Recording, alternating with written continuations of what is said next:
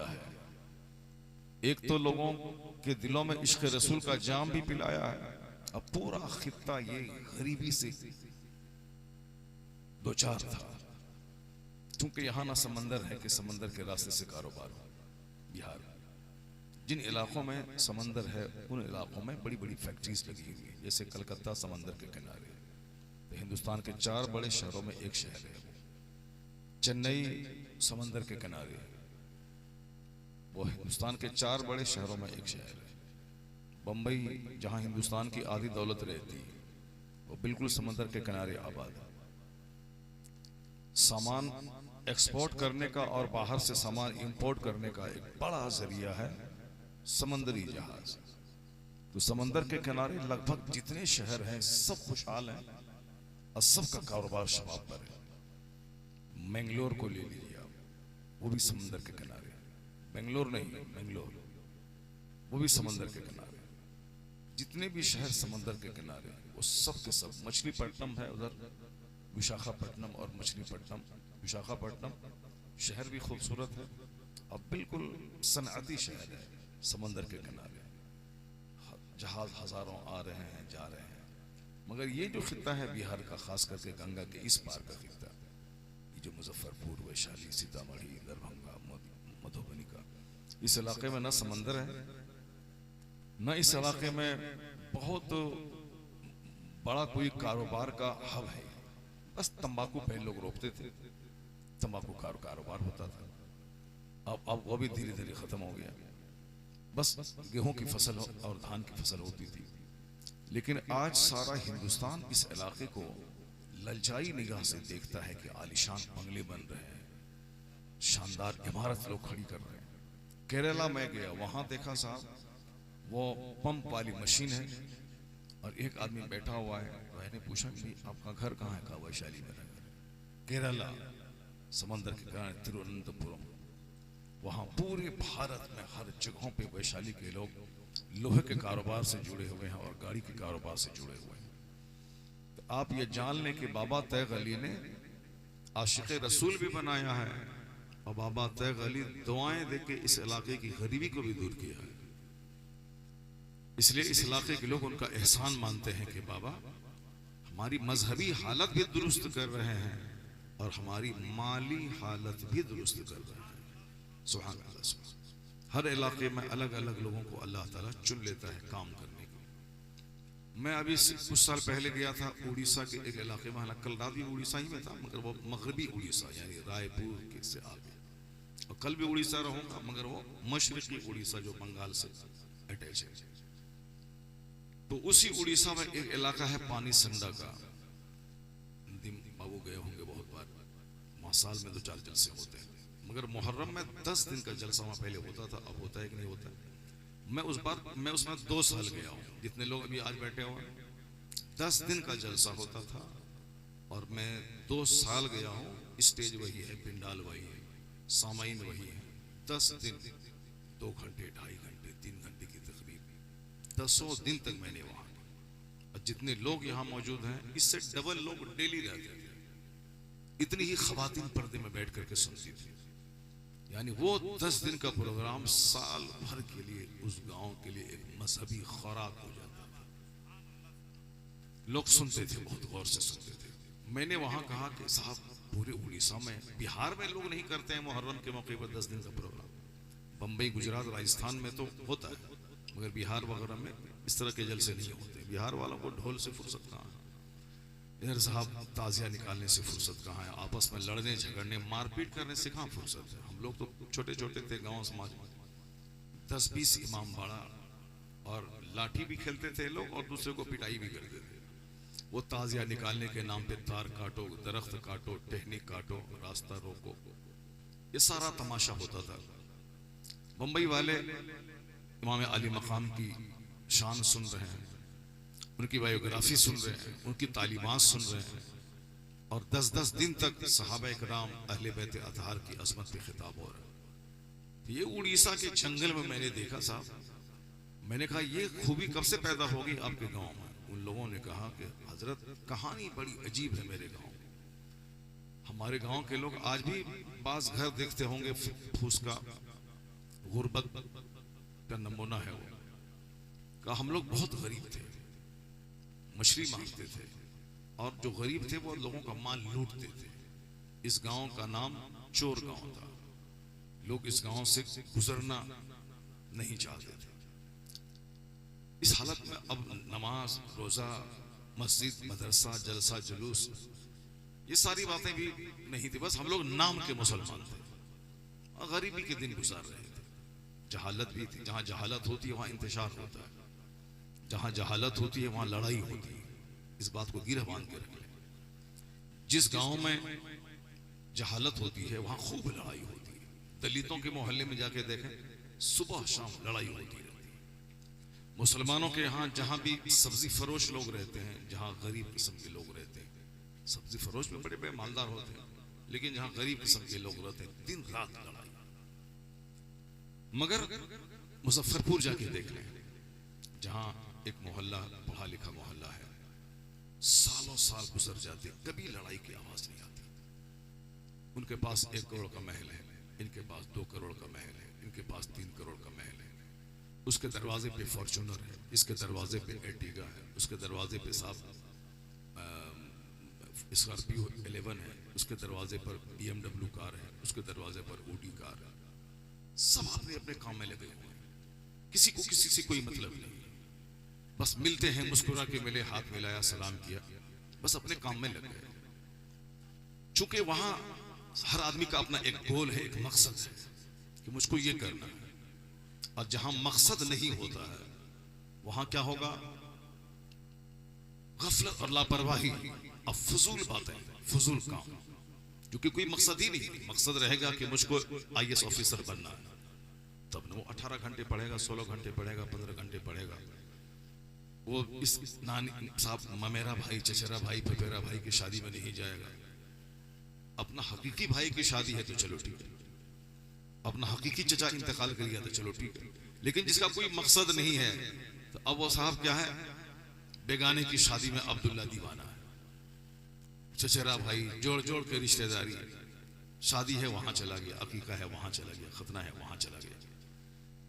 फालतू का काम करना, और 10-10 दिन तक वहां ठहर के बाइक चलाना है, चाय की प्याली लाना है, पानी पिलाने वाला गिलास बाजार से लाना है, फूल लाना है, यानी बिला वजह 10 दिन का टाइम बर्बाद करना है। बेगाने की शादी में ये अब्दुल्ला दीवाना है, क्योंकि इसका कोई गोल नहीं, कोई मकसद नहीं है कि मुझे दुनिया में करना क्या है। मुझे समाज का सुधारक बनना है, मुझे समाज की गरीबी दूर करना है, मुझे समाज के 10-20 बच्चों को पढ़ाना लिखाना है, अपने लिए, अपना आने वाली नस्लों के लिए एक नूर, मीनारे नूर बनना है, उसके लिए मार्गदर्शक बनना है। कोई एम नहीं है, बगैर पतवार के नाव की तरह कभी इधर कभी उधर हिचकोले खाता है, और लास्ट में एक नाकाम सी जिंदगी गुजार के बंदा मर जाता है। जैसे बगैर पतवार के नाव डूब जाती है, उसी तरह जिसका कोई मकसद, कोई गोल नहीं होता है, वो आदमी इसी तरह हैरान परेशान, दूसरों का मुंह देख के, बाजार का मुंह देख के, इसकी शादी, उसके ब्याह में इधर, इसकी लड़ाई, उसके झगड़े में शरीक होके पैसे पैसे के लिए तरस तरस के ऐसे ही एक नाकाम जिंदगी गुजार के वो मर जाता है। लोग कहते हैं कि चलो एक निकम्मा चला गया, एक कोढ़ी चला गया, एक समाज का बैठ बैठ कर दिन गुजारने वाला एक नाकाम आदमी दुनिया से चला गया। ये बात कहने का मकसद आपके सामने यही है कि बगैर एम लेस लाइफ कोई वैल्यू नहीं है। जिस जिंदगी में कोई मकसद नहीं हो वो जिंदगी अर्थहीन है, कोई मीनिंगलेस है वो जिंदगी। इसलिए अपनी जिंदगी का एक मकसद चुन लें कि मुझको करना क्या है, मुझको करना क्या है। ऐसा नहीं कि सारे लोग डॉक्टर बने, सारे लोग इंजीनियर बने, सारे लोग IAS ऑफिसर बने। जिंदगी में एक ऐसा इंसान बनना है जिससे दूसरों को फायदा पहुंचे। हदीस में आया है, खैरुन नास मन यनफउन नास, the best among you is one who is profitable for others. तो में सबसे अच्छा आदमी वो है जो दूसरों के लिए लाभदायक हो, जो अपने से दूसरों को फायदा पहुंचाए। सबसे अच्छा आदमी वही है। मुझको अपने से समाज को फायदा पहुंचाना, मुझको अपने से अपने रिश्तेदारों को फायदा पहुंचाना, मुझको अपने से अपने इलाके के लोगों को फायदा पहुंचाना, ये एक एम होना चाहिए। जहां लोग मतलबी होते हैं, खुदगर्ज होते हैं कि मैं ही कार पे चलूं, कोई दूसरा नहीं चले, मेरे पास ही घर रहे, किसी दूसरे के पास घर नहीं रहे, मेरे पास ही दरवाजे पे दो चार घोड़े बंधे रहें, किसी दूसरे के ना रहें, वो समाज कंगालों का समाज होता है। उस समाज के लोग नफरतों में डूबे होते हैं। उस समाज के लोग छोटी छोटी बात तलाश करते हैं दूसरों को डिमोरलाइज करने की। उस समाज के लोग दूसरों से लड़ने के लिए मौका तलाश करते हैं। आज भी इस दुनिया में भी जो बड़े बड़े शहर है, उन बड़े शहरों में जहां एक एक फ्लैट में कई कई परिवार के लोग रहते हैं, 10 मंजिला मकान है और एक एक मंजिल में 5-5 फ्लैट है, 5 परिवार रहते हैं। अब 10 मंजिला है, 50 परिवार उसमें रहते हैं, 50 गाड़ियां नीचे लगी हुई है। चूंकि सारे लोग अपने अपने काम पे लगे हुए हैं, सब अपने घर से लौटते हैं शाम के टाइम, अपने बाल बच्चों के साथ रहते हैं, सुबह हुई अपने काम पे सब चले गए। कोई लड़ाई नहीं, कोई झगड़ा नहीं, हर आदमी एक दूसरे से मुस्कुरा के मिलते हैं, एक दूसरे के काम आते हैं। मैंने एक किताब में पढ़ा कि अमेरिका, यूरोप जैसे इलाकों में वहां एक आदमी रास्ते में घूम के तलाश कर रहा है कि मुझे इस डेस्टिनेशन पे जाना है, मगर चूंकि वहां कारें ज्यादा हैं, लोग पैदल कम चलते हैं, सड़कें बिल्कुल सुनी रहती, वो बेचारा घूम रहा है नीचे। यहाँ के लोग दूसरों का मजाक उड़ाते हैं। अगर किसी की साइकिल खराब हो जाए, किसी के बाइक का तेल खराब हो जाए, कोई अपना बाइक को खींच के ले जा रहा हो, सबसे पहले तो लोग हंसते हैं, उसको मजाक उड़ाते हैं।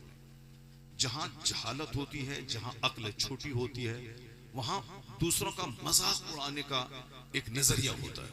लेकिन जहां इल्म होता है, जहां लोगों के पास एजुकेशन और क्वालिटी होती है, तो वहां लोग मजाक नहीं उड़ाते हैं, बल्कि लोग दूसरों की बेइज्जती पे पर्दा डालते हैं। लोग लोगों की इज्जत का ख्याल करते हैं।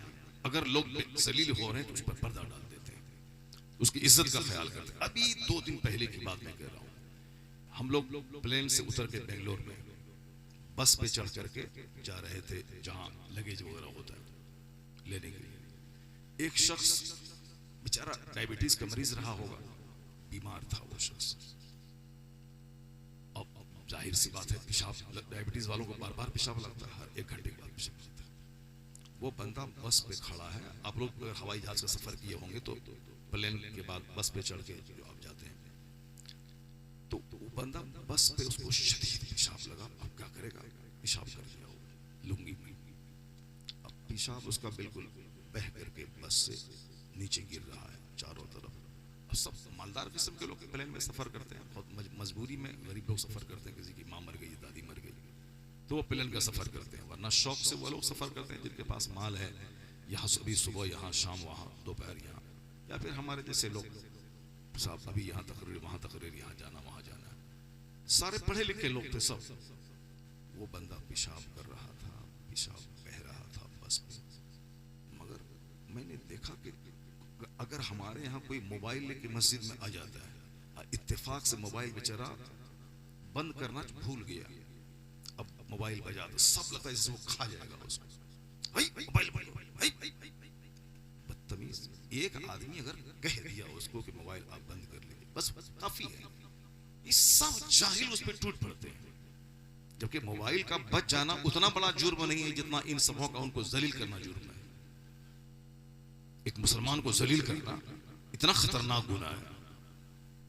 तो मैंने वहां देखा कि सब देख लिया कि ये बंदा मरीज है, ये बंदा पेशाब कर रहा है। अगर ये हाल बिहार में होता, इधर जाहिरों के इलाके में होता, सब तरीका नहीं, जो सफर कर तरीका नहीं, बीमार है तो क्यों सफर कर रहा है। एक बंदा उसको कुछ नहीं कहा, एक भी नहीं कहा, सब देखता रहा, सब खामोश रहा। ये फील नहीं होने दिया कि वो बंदा लोगों के सामने जलील हो रहा है ये काम करके। आपको मालूम है जिस पैगंबर आजम का जश्न विलादत आप 1500 साल मना रहे हैं, पैगंबर आजम का नाम ही पैगंबर अखलाक है। आका फरमाते हैं बुइस्तु लिउतम्मिम मकारिमल अखलाक, मैं अखलाक की तकमील के लिए भेजा गया हूं। आका फरमाते हैं बुइस्तु लिउतम्मिम मकारिमल अखलाक, यानी अखलाक की जो चोटी है, बुलंदी है, उसकी तकमील के लिए मैं भेजा गया। मस्जिद नबवी शरीफ में एक शख्स पेशाब किया, लोगों ने डांटना चाहा मगर हुजूर ने मना किया, नहीं उसे पेशाब करने दो। पेशाब किया, क्योंकि उस हालत में कोई भी बंदा रोकता है किसी को पेशाब की हालत में तो खतरनाक बीमारी हो सकती है। तो हुजूर ने उसको पेशाब करे दिया, लोगों ने डांटा, आपने मना किया। वह शख्स जब चला गया तो आका अलैहिस्सलाम ने पानी का एक डोल मंगवाया, उस पे बहा दिया। ये वो अखलाक था जो उस आदमी को आका अलैहिस्सलाम का दीवाना बना दिया। ऐसे ही 1400 साल के बाद आज पूरी दुनिया में पैगंबर आजम का जलवा नहीं है। ऐसी छड़ी घुमा दी, सारे काफिर कलमा पढ़ लिया, ऐसा नहीं है। आज 200 करोड़ लोग कलमा पढ़ रहे हैं। दुनिया के हर कोशे में इस्लाम है, हर जगह के हर खित्ते में इस्लाम है। जो लोग कहते हैं कि 10 साल पहले हमारे मजहब के बानी आए हैं, उसका मजहब किसी एक खित्ते में सीमित है। जो लोग कहते हैं कि मेरा धर्म गुरु 5000 बिफोर क्राइस्ट, यानी 5000 कबल मसीह जनाब ईसा अलैहिस्सलाम से 5000 साल पहले हमारे धर्म गुरु आए, कहां है उसके धर्म गुरु के मानने वाले लोग? कोई श्रीलंका में महदूद है, कोई नेपाल में कि किसी इलाके में महदूद है, कोई कुछ बेशुमार मज़ाहिब है, मगर एक नामे मोहम्मद है जो बढ़कर घटा नहीं, वरना हर एक उरूज में बिना सवाल है। मुस्तफा 1500 साल के अंदर पूरी दुनिया में छा गए। सिर्फ 1500 साल। 1500 साल बहुत बड़ी पीरियड नहीं है। आप में से किसी की उम्र होगी 100 साल। हमारे गांव में एक बूढ़ा है 100 साल का है, अभी भी लाठी लेके खेत घूमने चला जाता है। जाहिर सी बात है, जो आदमी बैठा बैठा रहे सिर्फ खाएगा, इस कोठी को ऊंचा करेगा, वो तो बेचारा पैदल भी नहीं चल पाएगा, वो तो 30, 35, 40, 50 साल के अंदर ही मर जाएगा। लेकिन जो बिल्कुल एक्टिव रहेगा, इसका ये निकलेगा नहीं, बिल्कुल सुडौल बॉडी उसकी रहेगी, जो 5 किलो 10 किलोमीटर दूर डेली चलेगा। खेत में 1 बीघा खेत में हल चलाने में जितनी देर तक आदमी वो हल चलाता है, आप जोड़ लें तो 10 किलोमीटर हो जाएगा। ये वह लोग हैं, आज मेरे गांव में वो बंदा मौजूद है 95 साल का, मेरा चाचा खुद 90 ईयर्स का है, अभी भी लगता है कि 40 साल का है। उनके सामने हम लगते हैं बूढ़े। तो जो अगर सेहतमंद रहना है तो मेहनती बनना होगा, सेहतमंद रहना है तो कम खाना होगा, सेहतमंद रहना है तो अपने मकसद पे नजर रखनी होगी, अपना एक एम बना लेना होगा, अपना एक हमको ये काम करना है, काम में लगे रहना है। दिमाग काम में लगा रहेगा, बॉडी काम में लगी रहेगी, तो फिर आदमी की उम्र भी बढ़ेगी और आदमी हेल्दी और सेहतमंद रहेगा। मैं आपसे कहना चाहता हूं कि 1500 साल कोई बहुत बड़ी चीज नहीं है। एक बंदा की उम्र 100 साल है, 100 साल, 200 साल, 300 साल, 1500 साल, 15,000 साल ये एक लंबी मुद्दत है। 10,000 साल एक लंबी मुद्दत है। 1500 साल यानी 1500, 1500 साल। और आपको मालूम होना चाहिए कि सरकार गौसे आजम रज़ी अल्लाह तआला अन्हु की एक बेटे की उम्र 700 साल थी। 700 साल। अब आप समझ सकते हैं कि दो, अगर एक बंदे की 700, एक बंदे की 700, यानी दो ही बंदे की उम्र में 1500 साल हुआ है। शाह मनोवर अली रहमतुल्लाह अलैह का मज़ार है इलाहाबाद में। अब आप पूछ लिए कि उनकी कितनी उम्र थी? 700 साल की उम्र थी। सरकार गौसे आजम के शहजादों में से शहजादा, इतनी लंबी उम्र। तो 1500 साल में जो लोग 10,000 साल पहले आने का दावा करते हैं, वो मजहब महदूद इलाके में रह गया, लेकिन मुस्तफा का मजहब सारे आलम पे छा गया। हिंदुस्तान में आज कमो बेश 40 करोड़ वह लोग हैं जो मुस्तफा के गुलाम हैं। बाजू में बांग्लादेश जो पहले हिंदुस्तान में था, वहां 25 करोड़ मुसलमान। मगरिब की तरफ पश्चिमी पाकिस्तान, जो दोनों पहले एक थे, फिर बाद में 1970 की दहाई में दोनों अलग अलग हो गए। इस पाकिस्तान में भी 25 करोड़ लोग हैं। 25 करोड़ यहाँ, 25 करोड़ वहाँ, और 40 करोड़ इंडिया में। अब आप समझ रहे हैं कि 100 करोड़ तो बस इसी खित्ते में है, बाकी 100 करोड़ में 200 ममालिक है। 100 करोड़ कलमा पढ़ने वाले सिर्फ इसी कदीम हिंदुस्तान में, जिसमें नेपाल को भी शामिल कर लें और श्रीलंका को भी शामिल कर लें। कहाँ कर माइक को फेंक दिया, इधर कर दीजिए, माइक को बंद कर दीजिए, उसको हटाइए उसे। अरे ये वाला जो माइक है दूसरा वाला, ये ग्रीन तार, हाँ देखो देखो, जल्दी बंद करो उसको, वरना करंट लग जाएगा।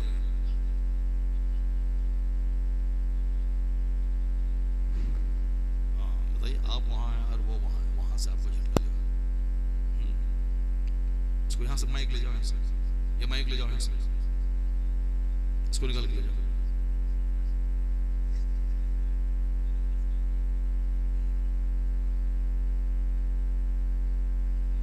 अब कनेक्शन काट दिया, ले जाओ, ठीक है।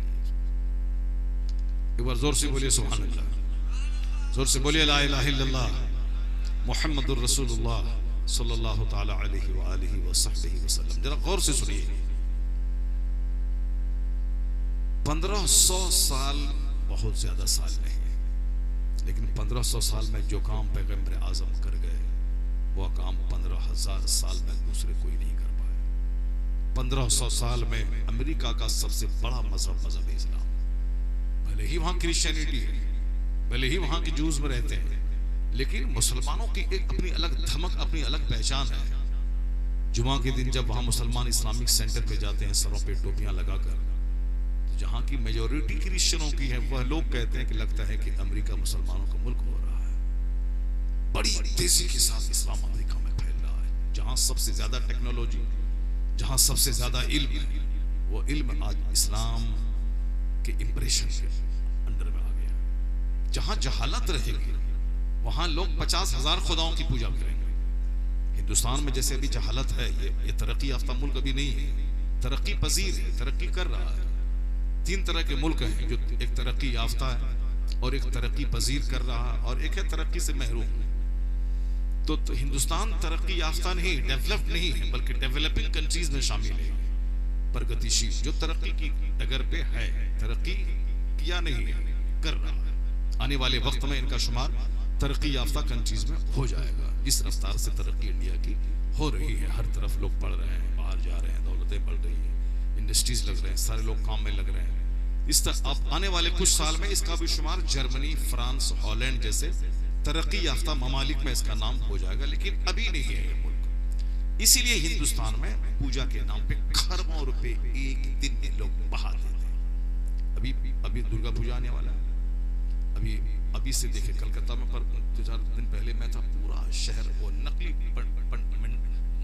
क्या बोलता है उसको, मंडप लोग बना रहे साहब, पिंडाल, एक 100 गेट एयरपोर्ट वाले इलाके में जहां बड़े बड़े लोग रहते हैं, बड़ी उन सड़कों के किनारे 100 गेट लगा रहे हैं, बड़ा पिंडाल। यानी खरबों रुपए हिंदुस्तान जैसे गरीब मुल्क का एक दिन में पानी में बह जाते हैं। एक दिन जो वो बिजली जलाते हैं, उस बिजली को अगर बचा के रखा जाए तो 6 महीने तक सारा हिंदुस्तान अपने घर में बल्ब जलाएगा। मगर कोई इसको बोलेगा, जो बोलेगा उसका मुंह नोच लेगा, जो बोलेंगे उसका मुंह नोच लेंगे। वो लोग कहेगा हाँ हम नाचते हैं, हम लगाते हैं, आके हम त्योहार मनाते हैं, खुशियां मनाते हैं। इसको कहिए कि क्या तूने मोबाइल दिया है, हिंदुस्तान का कोई बंदा, हम हिंदुस्तानी हैं, हिंदुस्तान होने पर हमको नाज है, मगर जो हमारी वीकनेस, हमारी कमजोरी, वो तो बोलना पड़ेगा। जिस माइक्रोफोन में मैं बात कर रहा हूँ, ये माइक्रोफोन कोई इंडियन नहीं बनाया, हम हिंदुस्तानी हैं, इसमें कोई डाउट नहीं है। लेकिन ये सच है कि माइक्रोफोन 7 समंदर पार का दानिश्वर दिया। जिस हवाई जहाज से चल के मैं आज आया हूँ, वो हवाई जहाज अमेरिका के 2 भाई राइट ब्रदर्स ने बनाया। हिंदुस्तान में लोगों को टेलीविजन देखने का जुनून है। हम लोग जैसे कि आदमी नहीं है, 5 भाई हैं, 5 भाई के किसी के घर में टेलीविजन नहीं है। हमारे यहाँ भी 5 औरतें हैं और हम सबों के हमारी खुद 4 बेटियां हैं और दूसरे भाई की 1 बेटी 2 बेटी। इस दुनिया में 100 साल पहले की बात मैं नहीं कर रहा हूँ, आज की तारीख की बात कर रहा हूँ। 5 भाई, 5 औरतें हैं, सबके पास बेटे बेटियां, किसी एक रूम में एक टेलीविजन नहीं मिलेगा। मगर हमारे ही मोहल्ले में एक गरीब आदमी है जो बिल्कुल मजदूरी करता है, टट्टी का घर है, सड़क के किनारे झुग्गी झोपड़ी में रहता है, मगर जब भी हम रास्ते से गुजरते हैं 24 घंटे रात में छोड़ करके टेलीविजन चलता रहता है। गरीब है, खाने के लिए नहीं, बिल्कुल नाला के किनारे घर है, झुग्गी झोपड़ी, मेरे मोहल्ले की बात। उसी रास्ते में जब घर में रहता हूँ तो 5 मस्जिद जाता आता रहता हूँ, मगर टीवी चल रही है, उसके बगैर लोग जीना नहीं चाहते। और जाहिर सी बात है कि एक आदमी तारीख नहीं पढ़ रहा है, सीरत नहीं पढ़ रहा है, बुजुर्गों की जिंदगी नहीं पढ़ता है, जलसा साल में एक बार हुआ, 1 घंटा बैठा, नात पढ़ा, एंजॉय किया, तकरीर के टाइम में कुर्सी खाली करके चला गया, तो अब वो क्या जानेगा जिंदगी कैसे गुजारनी, वो कैसे जाने कैसे मुझको रहना है। लेकिन जो आदमी 24 घंटे टेलीविजन पे आंखें जमा करके देख रहा है कि एक औरत वहाँ आती है, वो ऐसे सजती है, संवरती है, लिपस्टिक लगाती है, वो अपना सर देखती है, चेहरा देखती है। अब उसी फैशन की बातें हो रही है। अब जाहिर सी बात है, जो 24 घंटे उसको देखेगी, उसके आदमी ही तो है, उसके दिमाग में ये बात आएगी कि मैं भी वैसे सजूं, मैं वैसे संवरूं, मेरा कपड़ा वैसे रहे, मेरा बदन ऐसा खुला रहे, गर्दन खुली रहे, कलाई खुली रहे, पेट खुला रहे, पाँव खुला रहे। वो तो उसी चूंकि उसके लिए आइडियल है वो।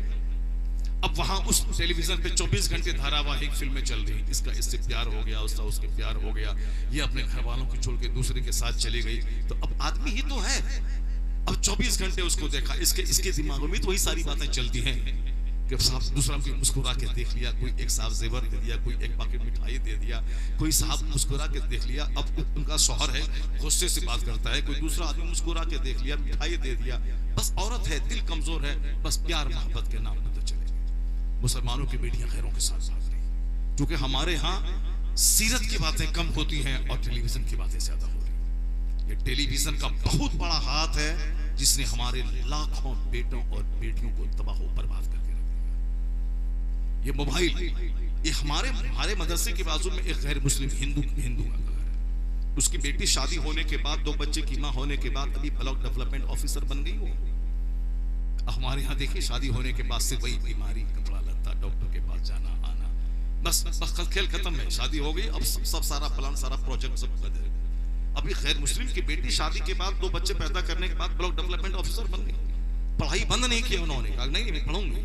बच्चा पैदा होना अलग बात है, शादी अलग बात है, खाना बनाना, खाना खाना है। जिस तरह एक इंसान की जिंदगी में 6-7 घंटा सोना है, इंसान की जिंदगी में जरूरत है पेशाब पाखाना करना है, उसी तरीके से खाना पीना, शादी ब्याह क्या, शौहर के साथ रहना है, एक जिंदगी का पार्ट है। बाकी एम है कि मुझको कुछ करना है, एम है तो कुछ करना है, तो एम है तो कुछ करना है। तो क्या हमेशा लोग बाथरूम में रहते हैं, हमेशा लोग सोया हुआ रहता है, हमेशा लोग शौहर के पास सोती रहती है?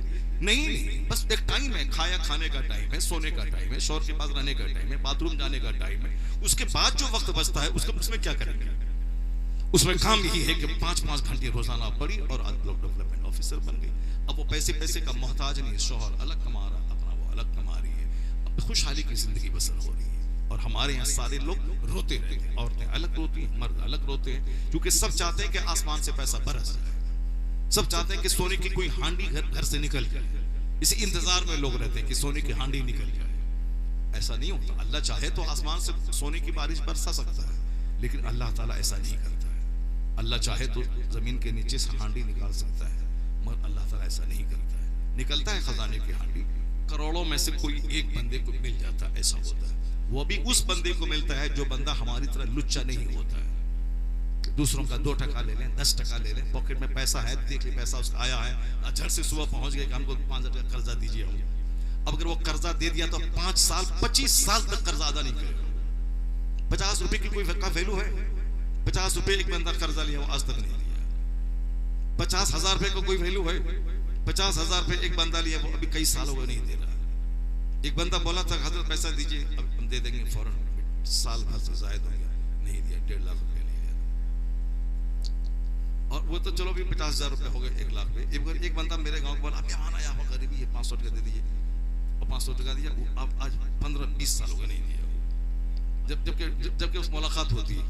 अब ये जो खोजेगा कहीं से सोना निकल जाए खेत से, यहाँ से वहां से, नहीं निकलेगा, नहीं निकलने वाला।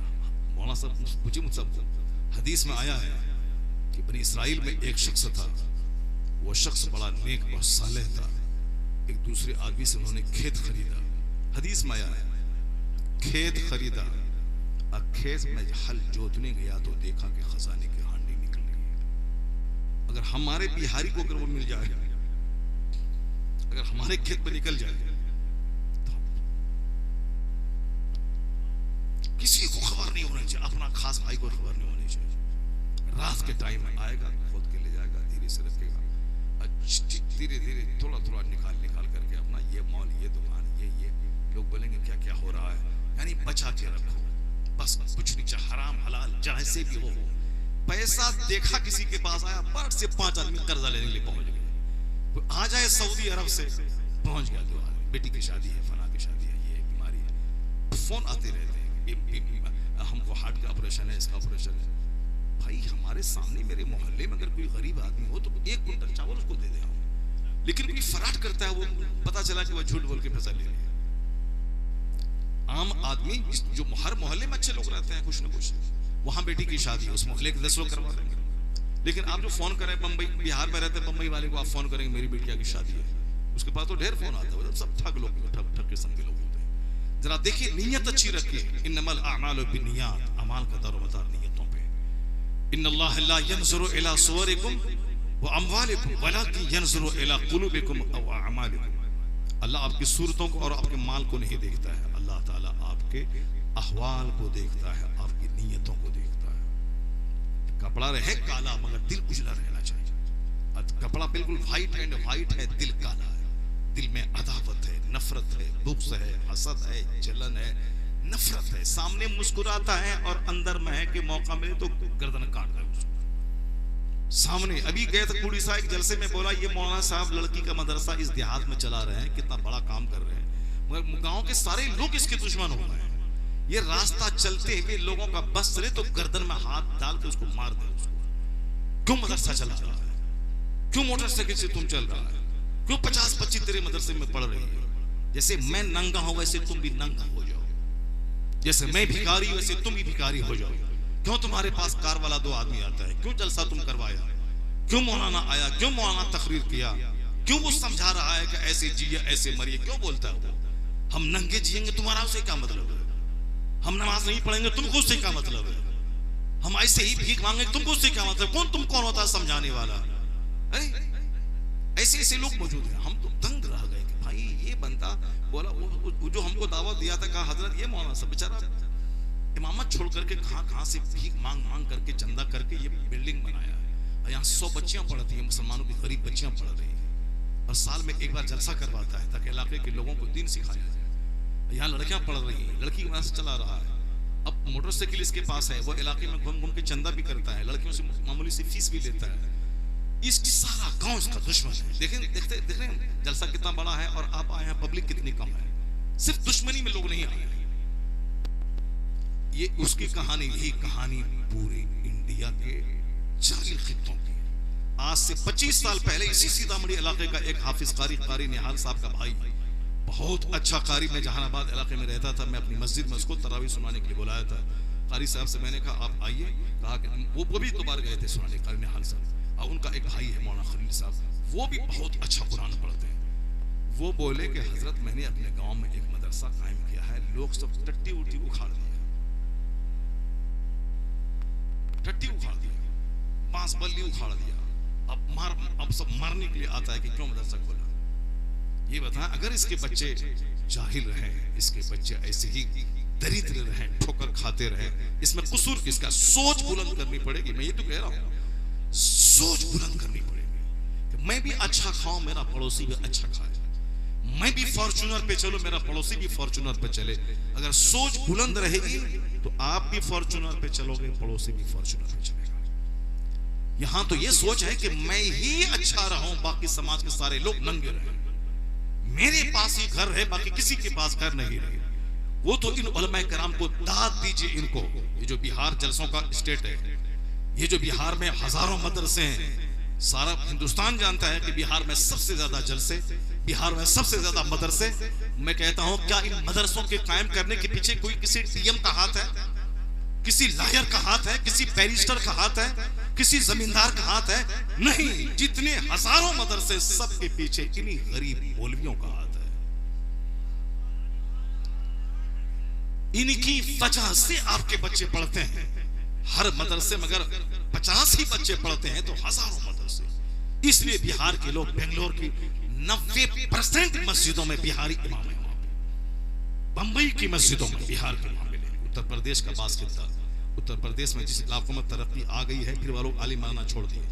जिन इलाकों में अभी गुर्बत है, जैसे गोंडा, बस्ती, बहराइच, देवरिया, इन इलाकों में जो बिहार से सटा हुआ इलाका है, उन इलाकों में अभी तरक्की आई है मगर बहुत तरक्की नहीं आई है।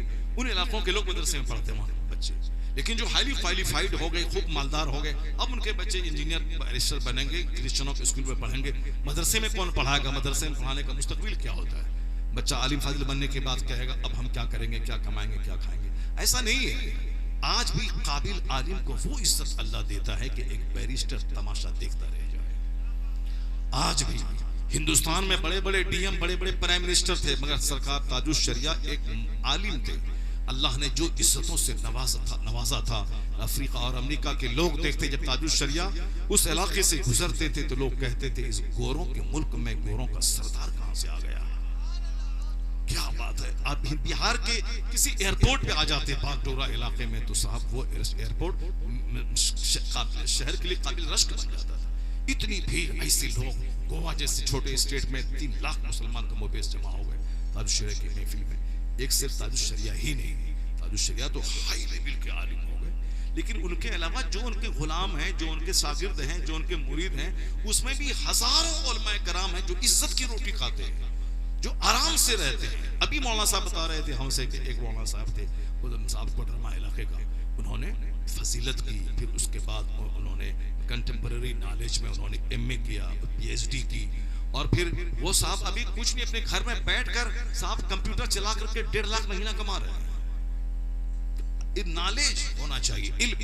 मतलब हम कहते हैं कि आप इसको देख लीजिए, हमारे लैपटॉप यहाँ सामने अंग्रेजी की अच्छी जानकारी, और साहब इन्होंने दोनों उलूम हासिल की। खुद मुझको ले लीजिए, मैं मदरसे की टूटी चटाई पर बैठकर फारसी की पहली से लेकर बुखारी शरीफ तक मैं पढ़ा, लेकिन 400 बच्चे जो मैट्रिक में एग्जाम दे रहे थे, मैंने उस एग्जाम में मैं शरीक हुआ। 400 बच्चों में सबसे टॉप रिजल्ट मेरा रहा। 400 बच्चों में टॉप रिजल्ट मेरा रहा। इंटरमीडिएट में 25 कॉलेज में सबसे टॉप रिजल्ट मेरा रहा। एक कॉलेज में 25 कॉलेज टॉप रिजल्ट मेरा रहा।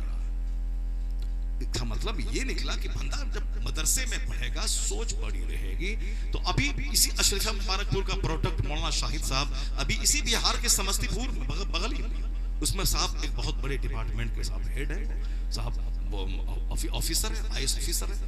बहुत सारे लोग मदरसे में सबसे बड़ा बेनिफिट ये है कि एक बच्चा एमए करने के बाद जो सोचेगा कॉलेज में कि अब मुझको क्या करना है, तो एमए किस हाल में किया है?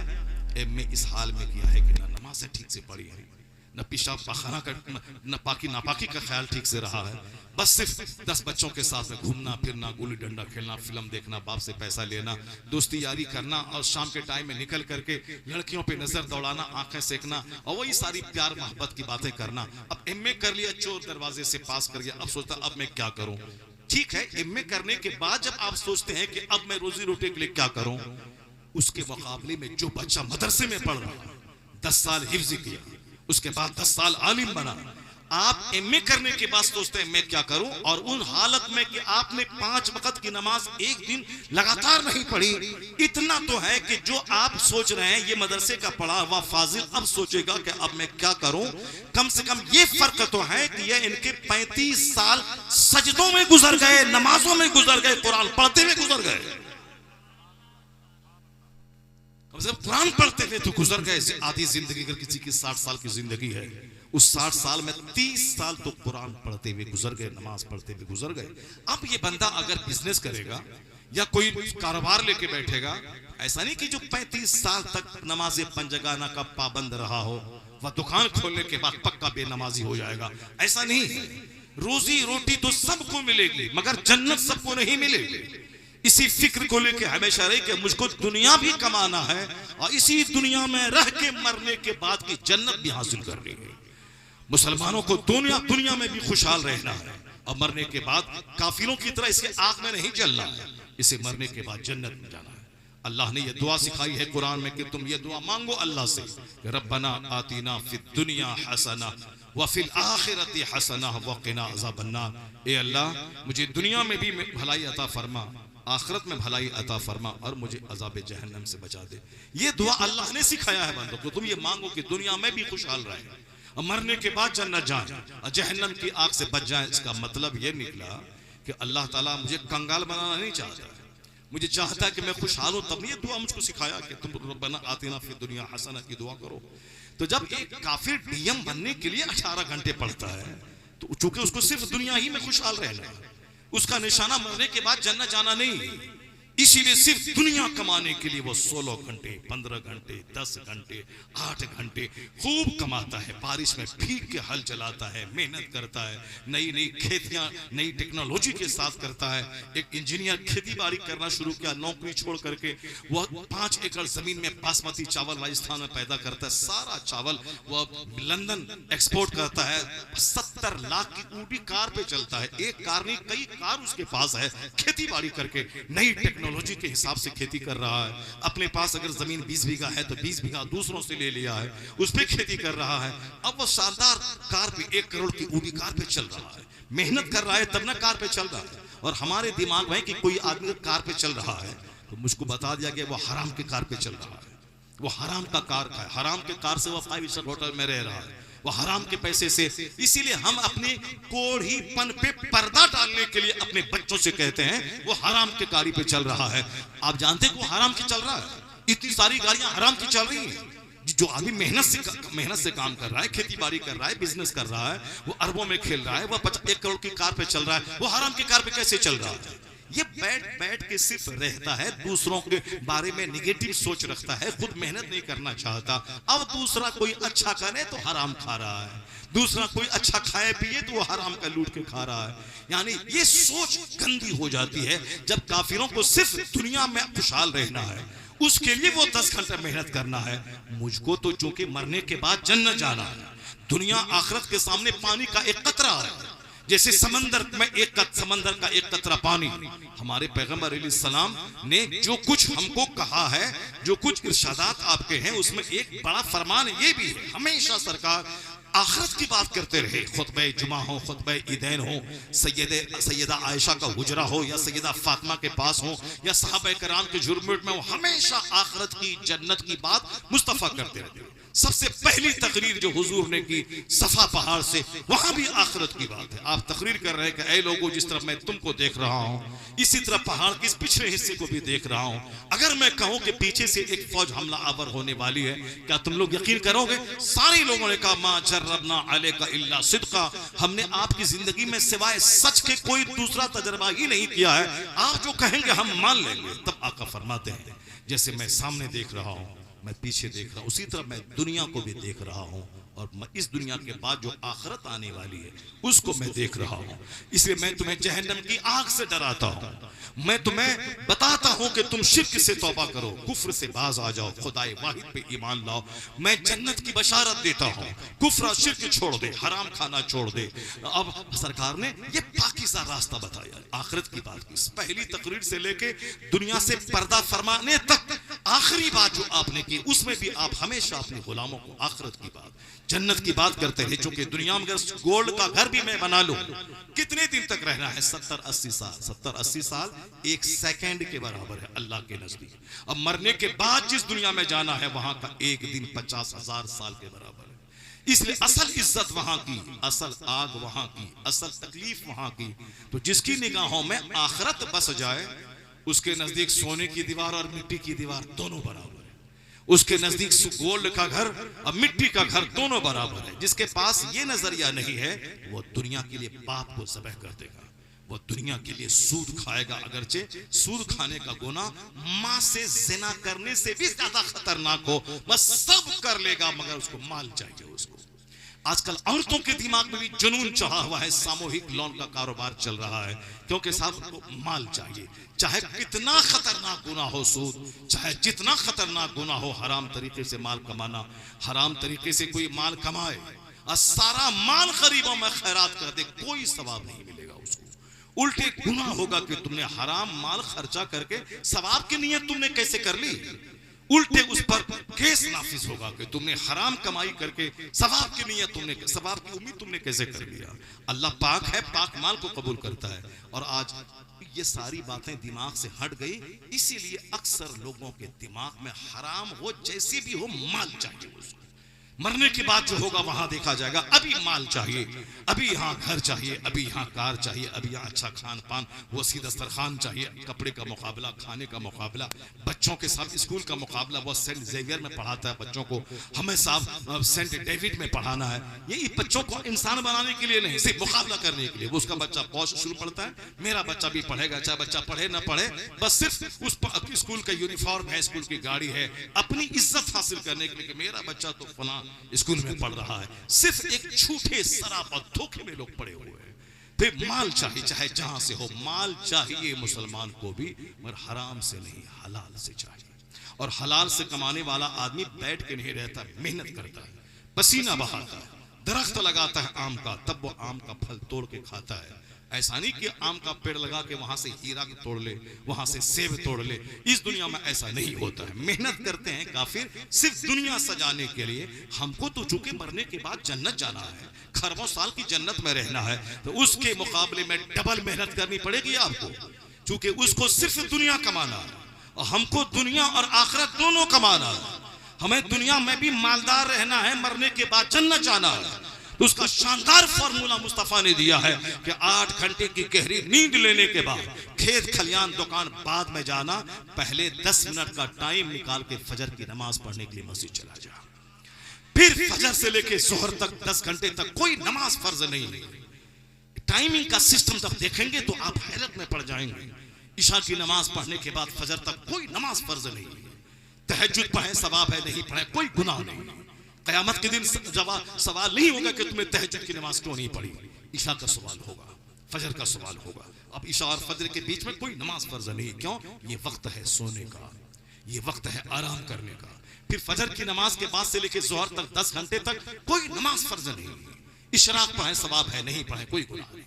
चाश्त पढ़े सवाब है, गरीबी दूर होगी, सारे पार्ट्स का शुक्राने वाली नमाज है, पढ़े सवाब है, नहीं पढ़े कोई गुनाह नहीं, फर्ज नहीं, वाजिब नहीं। नफल है, पढ़े सवाब, नहीं पढ़े कोई गुनाह नहीं। मगर जोहर फर्ज है, फजर फर्ज है। इस बीच में 10 घंटे की जो डिस्टेंस है वो इसीलिए है कि ये वक्त है कमाने का, ये वक्त है खेत खलिहान जाने का, ये वक्त है स्कूल जाने का, ये वक्त है कॉलेज जाने का, ये वक्त है फैक्ट्री जाने का, ये वक्त है मिट्टी खोद के अंदर से खजाना निकालने का, ये खूब मेहनत करने का वक्त है। इसलिए कंप्लीट 8 से लेके 10 घंटे तक कोई नमाज फर्ज नहीं। वो एक बदबख्त अरब का था जो अरबी जबान में इतनी शानदार किताब लिखी कि उसके लिए मक्का का इमाम, हरम का इमाम दुआ कर रहा था कि ये बंदा चाहे जो करे। इस किताब को लिख के उन्होंने सारी दुनिया के मुसलमानों की तरफ से कर्ज चुका दिया है। इस्लाम पे होने वाले सारे हमलों का सेटिस्फैक्टोरी तशफ़ी बख्श जवाब इसने दे दिया है। इमाम हरम जिसके लिए दुआ कर रहा था, अल-जामिअतुल अज़हर मिस्र के असातिज़ा जिसके लिए दुआ कर रहे थे, ऐसी जबरदस्त किताब आज तक किसी ने नहीं लिखी अरबी जबान में। लेकिन मालूम है जिसके लिए इमाम हरम दुआ कर रहा था, आने वाला वक्त ऐसा खतरनाक उसके लिए आया। एक क्रिश्चियन की एक लड़की को देख के फरेफ्ता हो गया, क्रिश्चियन हो गया, मुर्तद हो गया, मुर्तद हो गया, मुर्तद हो गया। आलम इस्लाम में एक जबरदस्त इनकलाबी किताब लिखने वाला एक लड़की के चेहरे ने उसे मुर्तद बना दिया। उसके बाद मालूम है क्या हश्र हुआ? इस्लाम के मुखालफत में एक किताब लिखा और उस किताब में लिखा कि 5 वक्त की नमाजें जोहर असर मगरिब इशा बार बार जाना, माज़अल्लाह 1000 बार करोड़ बार अल्लाह की पनाह। उसने उसमें लिखा कि 5 वक्त की नमाजें मुसलमानों की तरक्की की राह में रुकावट है, मुसलमानों के डेवलपमेंट की राह में रुकावट है। जो बार बार मस्जिद जाएगा वो क्या बड़ा काम कर पाएगा? माज़अल्लाह जाओ क्रिश्चियन का तलवा चाटो तुम, जिसके लिए इमाम हरम दुआ कर रहा था। अब वो बंदा इस तरह की बातें कर रहा है। जरा गौर से सुनिए, हमको ईमान भी बचाना है, अखलाक भी बचाना है, किरदार भी बचाना है। उसके लिए काफिर के मुकाबले में 2 गुनी मेहनत करनी पड़ेगी। हमें खेत भी जाना होगा, मस्जिद भी जाना होगा, हमें खाना भी होगा, 1 महीना रोजा भी रखना होगा, हमें 1 करोड़ कमाना भी होगा, उसमें 2.5 लाख ज़कात भी निकालना होगा। हमें जिंदगी में एक बार जहां से इस्लाम का सूरज तुलू हुआ उस जगह को देखना होगा, अरकाने हज अदा करना होगा। हमें हज भी करना है, कमाना भी है, हमें 1 करोड़ कमाना है, 2.5 लाख ज़कात निकालना है, हमें 24 घंटे में 10 घंटे सोना भी है, 10 घंटे काम भी करना है, 4 घंटे हमें नमाज के लिए निकालना है, खल्क़ खुदा की खिदमत के लिए निकालना है, तो वो सिर्फ 5 घंटे निकाल के हल चलाए और हमें 10 घंटे निकालना होगा ताकि दुनिया में भी खुशहाल रहे और जैसे मरे खुदा की सजाई सजाई जन्नत में पहुंच जाए। जिस तरह दुनिया में खेत गए बगैर रोजी नहीं मिलती, जिस तरह दुनिया में फैक्ट्री गए बगैर दौलत नहीं मिलती, जिस तरह दुनिया में कारखाने गए बगैर पैसा नहीं आता, गिरह बांध के रख लें कि बगैर मस्जिद गए जन्नत नहीं मिलती है, बगैर नमाज पंजगाना पढ़े हुए जन्नत नहीं मिलती है। नहीं, ऐसा नहीं कि जमीन से खजाना निकल जाएगा हम अरबपति हो जाएंगे, न खजाना निकलेगा न आप अरबपति होंगे, या तमन्ना लेके मर जाएंगे वो खजाना नहीं निकलेगा। इसलिए अगर कोई ये कह रहा है कि झंडा हमने लगाया और जन्नत हमारे लिए पक्की है, वो ऐसा ही है जैसे कि वो इंतजार करता रहे कि आसमान से हीरे की बारिश होगी और मैं दुनिया का अरबपति इंसान बन जाऊंगा। ऐसा नहीं है। झंडी लगाना अच्छा काम है, फर्ज वाजिब नहीं है। लाइटिंग करना अच्छा काम है, फर्ज वाजिब नहीं है। जुलूस मोहम्मदी अच्छा काम है, फर्ज वाजिब नहीं है। फर्ज क्या है? नमाज, फर्ज है रोजा, फर्ज है ज़कात, फर्ज है हज। ये 5 पिलर्स हैं। बुनियल इस्लाम अला खम्स, यानी there are 5 pillars of Islam. ये इस्लाम के 5 खंबे हैं, तौहीद, नमाज, रोजा, हज, ज़कात। ये पिलर पे छत खड़ी होती है और फिर छत खड़ी हो गई पिलर पे, तो अब उसमें इंटीरियर डेकोरेशन है, डोर्स हैं, विंडोज हैं, ग्रेनाइट है, मार्बल है, लाइटिंग है, प्लम्बिंग है। ये मकान का हुस्न है। उसी तरह से पिलर है ये 5।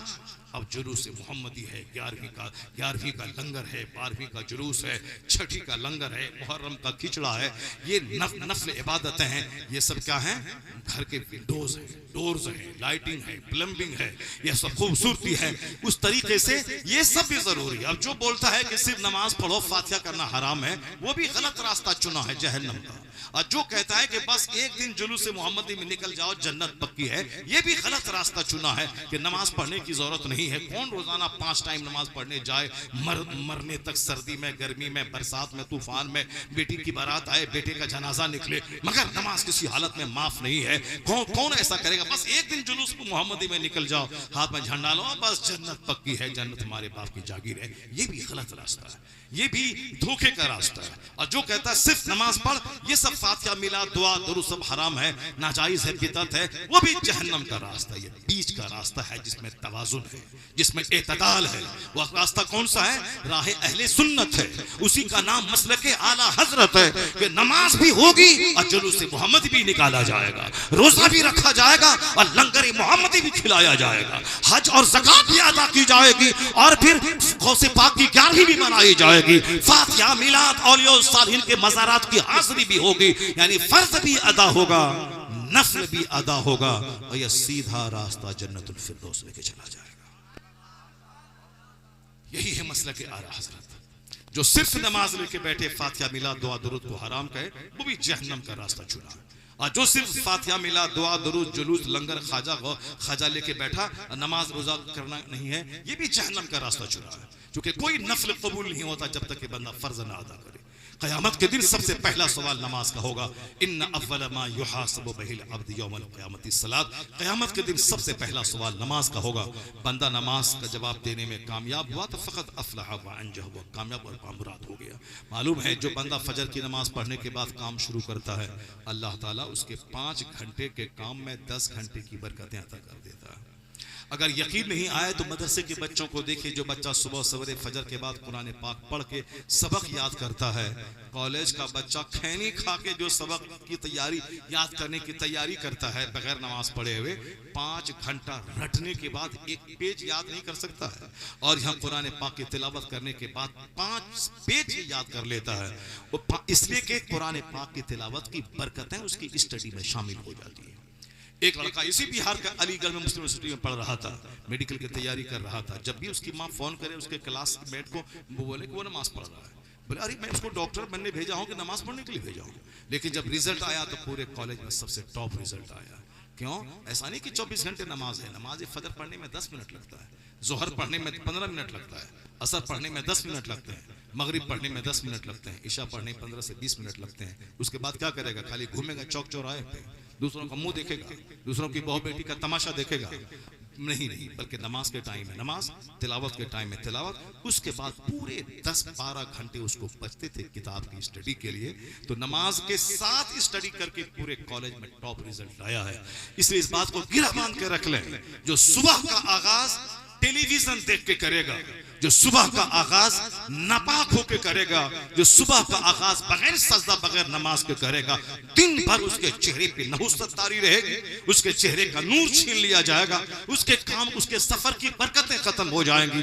और जो सुबह का आगाज नमाज फज्र और कुरान पाक की तिलावत से करेगा, उसके दिन में अल्लाह बरकतें अता करेगा, उसके चेहरे पे अल्लाह नूर अता कर देगा। हदीस में आया है कि जो फजर की नमाज छोड़ता है उसके चेहरे का नूर अल्लाह मिटा देता है। जो जोहर की नमाज छोड़ता है अल्लाह उसकी रोजी से बरकतें खत्म कर देता है। वह कमाए 1000 कुंटल गेहूं, इधर से लाए उधर खत्म हो जाएगा, हाथ सूखा फकीर भूखा हो जाएगा। जैसे गांव देहात के लोगों को देखते हैं, 1000 कुंटल मक्के की फसल पैदा हो गई, 1000 बोरा, अब पैसा आया कहां चला गया पता ही नहीं चला।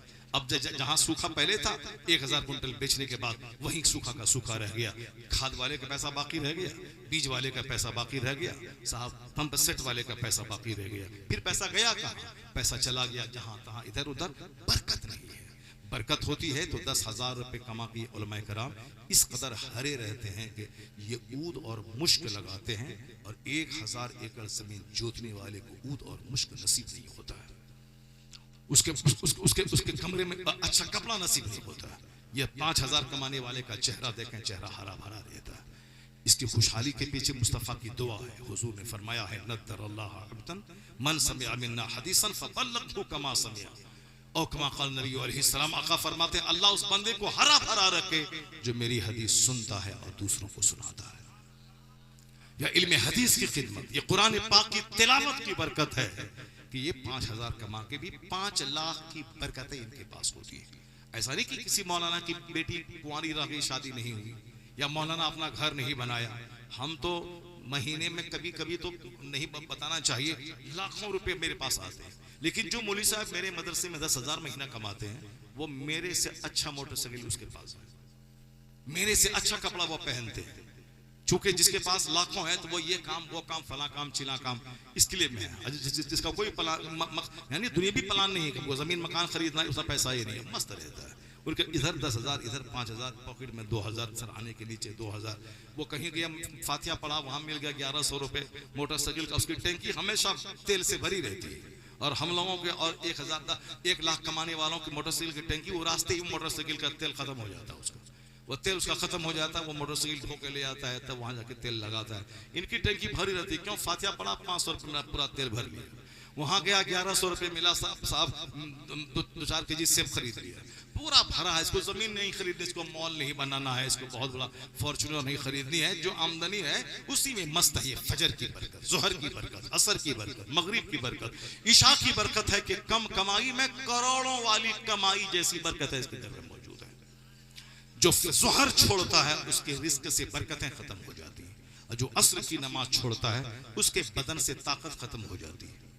आजकल लोग सेब संतरा सब खाते में हिलते हैं, गाल अंदर चिपका हुआ रहता है। यहाँ 70 साल का बूढ़ा साहब बच्चा पैदा कर रहा है, 70 साल का बूढ़ा, हमारे एक उस्ताद से 70 साल में बच्चा पैदा हुआ, और यहाँ 40 साल का बूढ़ा, यहाँ 40 साल का नौजवान, ये गाल अंदर चिपका हुआ है।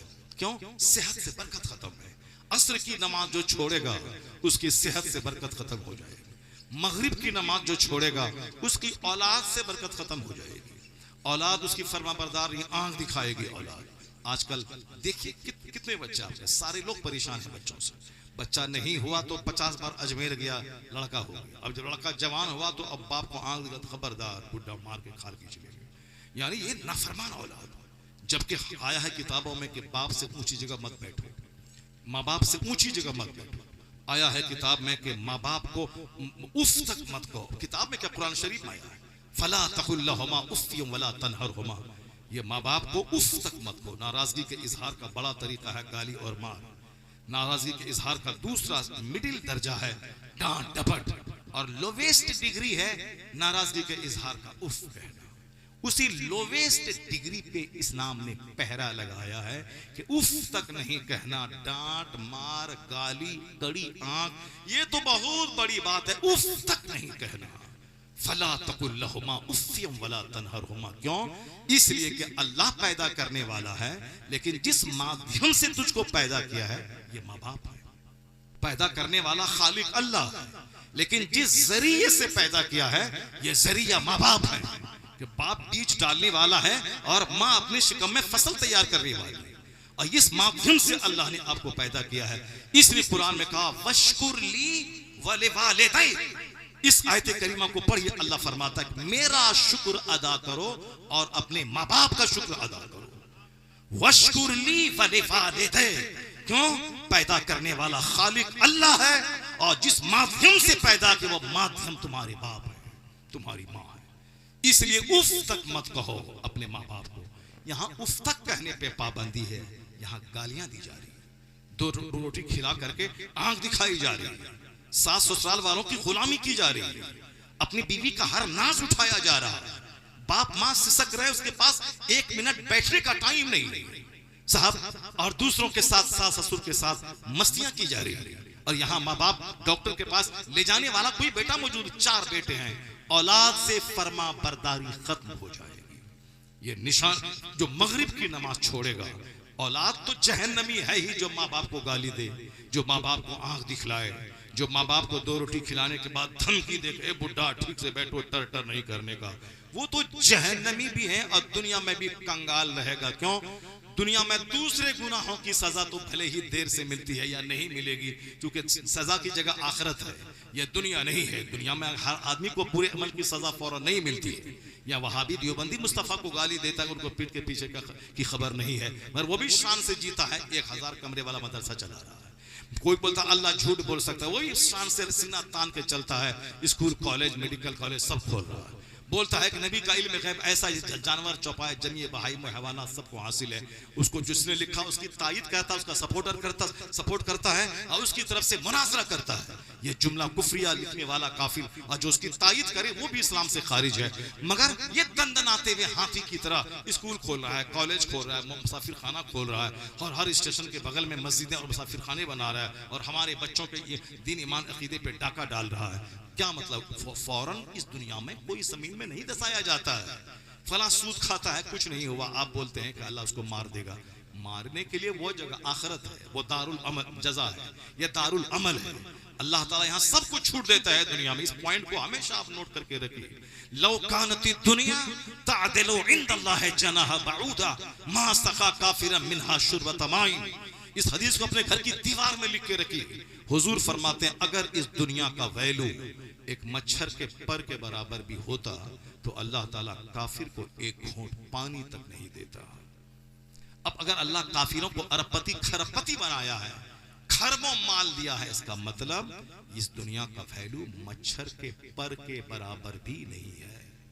इसलिए यह जलील दुनिया जलीलों को बेतहाशा अल्लाह देता है। हमारे बच्चे लालायित हैं, जैसे कि इनको दौलत जमा करने के लिए ही पैदा हुआ है। नमाज रोजा हज ज़कात सब छोड़ छाड़ के हराम और हलाल की तमीज खो के सिर्फ इसको माल चाहिए। चाहे दाढ़ी मूंढना पड़े मगर नौकरी चाहिए, चाहे काफिर बनना पड़े मगर नौकरी चाहिए, चाहे काफिर बनना पड़े मगर लड़की चाहिए। खूबसूरती माल, इसी के पीछे पागल है। हजारों लड़कियां मुर्तद हो गई सिर्फ माल की वजह से, हजारों लड़के काफिर हो गए, मुर्तद हो गए सिर्फ माल की मोहब्बत में और लड़की के चेहरे को देखकर। जबकि आपने अगर अपने बाल बच्चों की घुट्टी में इस्लाम पिलाया होता, हुजूर की सीरत पढ़ाई होती, तो आपका बाल बच्चा इतना मजबूत हो जाता। अगर उसको कोई बोले कि दाढ़ी मूंढ लो तब नौकरी मिलेगी, ये बोलेगा भीख मांग लूंगा मगर दाढ़ी का कत्ल करके मैं नौकरी नहीं लूंगा। अगर नौकरी मिल भी गई तो कितने दिन तक? 2-4-10 साल उसके बाद क्या होगा? मरने के बाद कहां जाऊंगा मैं? सारी जिंदगी मजदूरी करूंगा, मेहनत करूंगा, फल लेके बैठ जाऊंगा मगर सुन्नत रसूल का कत्ल नहीं करूंगा। ये बात वो बोलेगा जिसका बाप उसको दीन सिखाया होगा, जिसका बाप उस बाल बच्चों को खाते वक्त में मुस्तफा की हदीस सुनाया होगा। यहाँ तो साल साल गुजर जाते हैं, मौलवी के खिलाफ बोला जाता है। मौलवी मौलाना के चक्कर में मत पड़ना, ये लोग तुम्हें लूट लेंगे। मौलवी के चक्कर में पड़ा के लूट लेंगे। यानी मौलवी सदका फित्र मांगेगा, मौलवी ज़कात मांगेगा, मौलवी फितरा मांगेगा, मौलवी उश्र मांगेगा, तुमको लूट लेगा। मौलवी के चक्कर में मत पड़ना। इसीलिए हमारे बच्चे आवारा, हमारे बच्चे के नजदीक इस्लाम का कोई वैल्यू नहीं है। जबकि होना यही चाहिए था कि हमारे गांव का प्याज बेचने वाला अगर उसको अमेरिका का एलन मस्क ये कहे कि मैं तुझको अपना 50 खरब का घर दे दूंगा, तुम मेरे घर में एक छोटा सा बुत है गोल्ड का, उसको सजदा करना है। अगर गांव का वो बंदा तकरीर सुनता रहा, किताब पढ़ता रहा, इस्लाम का वैल्यू जानता रहा, तो ये बंदा एलन मस्क के इस तजवीज को ठुकराते हुए कहेगा मैं तुम्हारे 50 खरब के मकान पर थूक दूंगा मगर इस्लाम का सौदा नहीं करूंगा, मगर ईमान नहीं बेचूंगा। जब आपको अल्लाह ने एलन मस्क से ज्यादा दौलत दी है, उसके पास खरब है मगर ईमान नहीं है, आपके पास ईमान है। मुकेश अंबानी के पास खरबों है मगर ईमान नहीं है, आपके पास ईमान है। टाटा बिरला के पास खरबों है मगर ईमान नहीं है, आपके पास ईमान है। इसका मतलब आप टाटा बिरला से ज्यादा धनवान है, आप मुकेश अंबानी से ज्यादा धनवान है, आप एलन मस्क अमेज़न कंपनी के मालिक से ज्यादा धनवान है। आप जब आप फिर अपना वैल्यू क्यों नहीं समझते हैं? तो जिसकी वजह से आप सबसे ज्यादा धनवान है, उस ईमान को बचाना, उस ईमान का प्रोटेक्शन करना, उस ईमान की हिफाजत करना, उसी में लगे रहिए। अल्लाह दुनिया में जिल्लत से बचाएगा, मरने के बाद अपनी जन्नत अता फरमा देगा।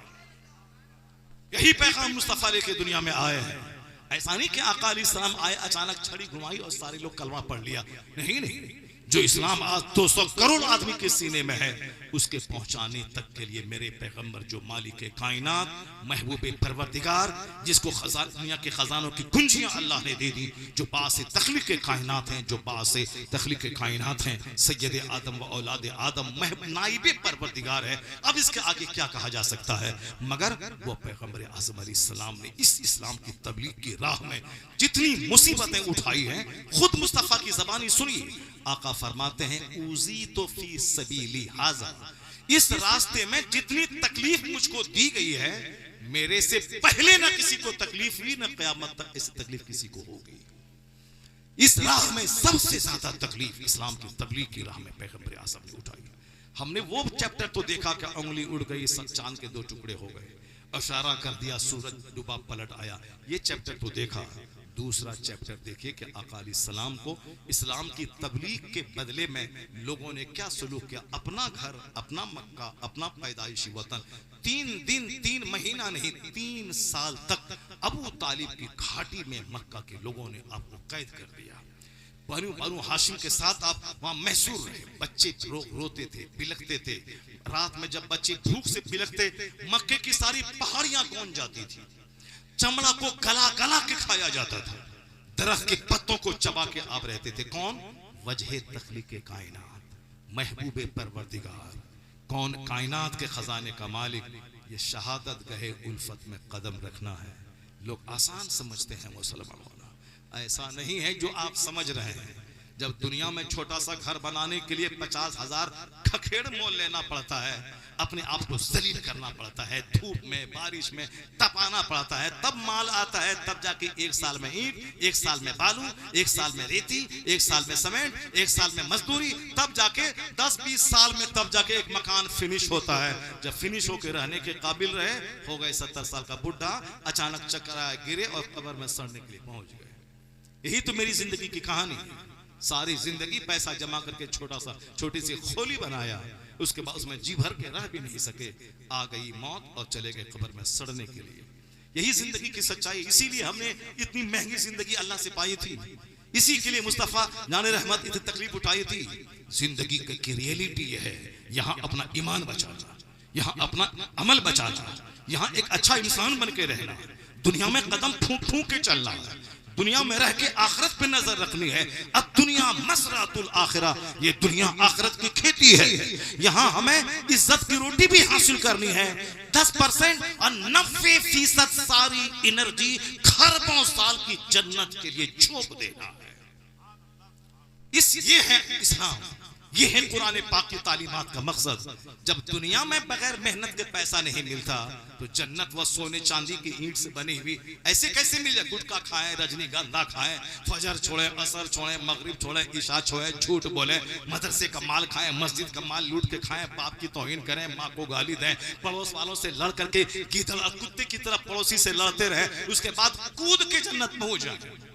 ऐसे ही जन्नत है कि जब जन्नत मिल जाएगी, हुजूर फरमाते हैं ला तदखुलूनल जन्नत हत्ता तुमिनू, बुखारी और मुस्लिम या दोनों मोतबर किताब में यह हदीस पाक मौजूद है।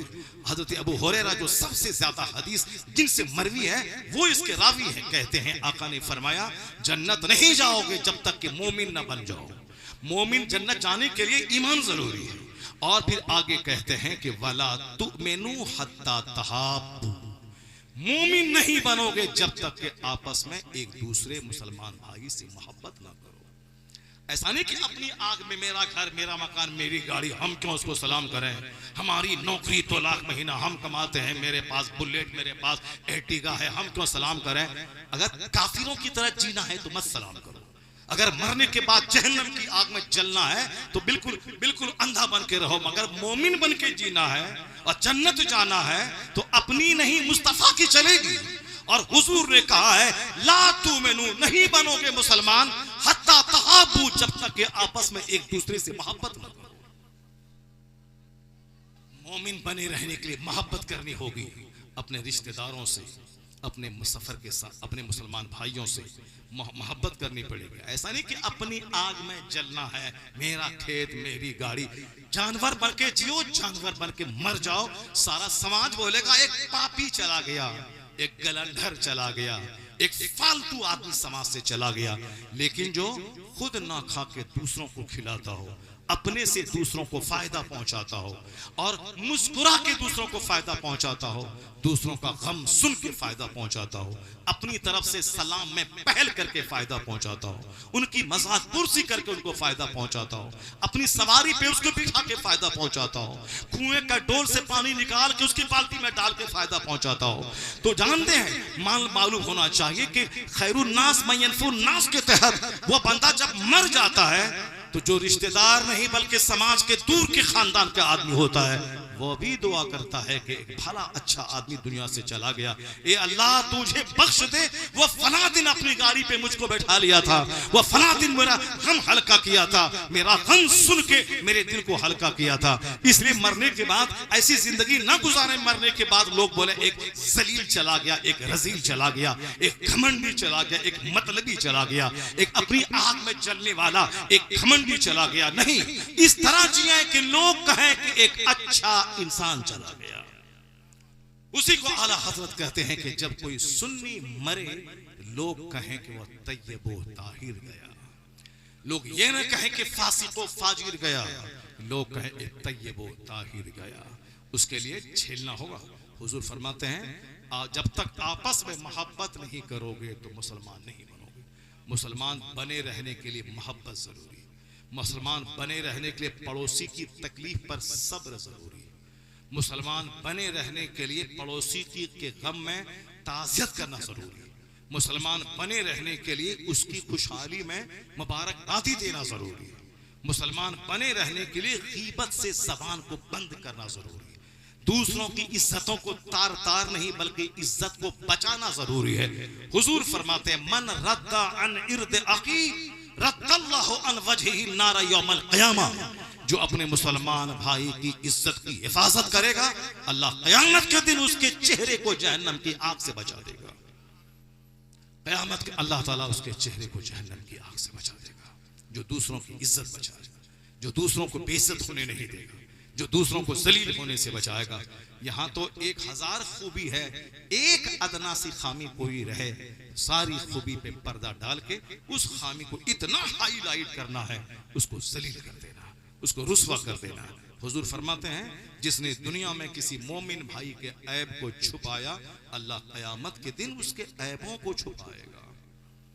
नजर रहे क़यामत पे तब नहीं। हाँ तो दुनिया ही में सामने वाले बंदे को जलील करके सीना ठंडा करना है, उसको केस में फंसा के सीना ठंडा करना है, उसके साथ खानदान को गाली देके खंगाल के सीना ठंडा करना है।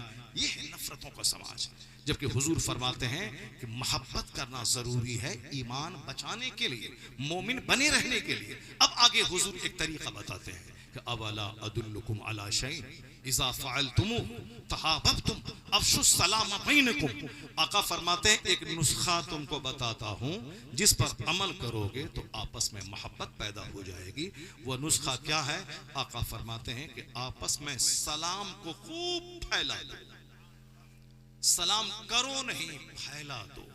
पहचानो या ना पहचानो, खूब सलाम करो मुसलमानों। सलाम से सलाम सीने की कुदूरत दूर होती है। मुसाफा करने से सीने का जंग साफ। तसाफहु, मुसाफा क्या करें, इसे मुसाफा करने से यज़हबुल गिल, सीने की कुदूरत को दूर करता है। सलाम करें, सलाम करने से मोहब्बतें पैदा होती है। इंतजार ना करें कि वो करेगा तब करेंगे, नहीं, वो करे ना करे, आप अपनी तरफ से सलाम करें, पहल करें। हुजूर ने प्रैक्टिकल में करके बता दिया। आका अलैहिस्सलाम कायनात के खजानों का मालिक, रास्ते से चलते थे तो बच्चों को सलाम करते थे।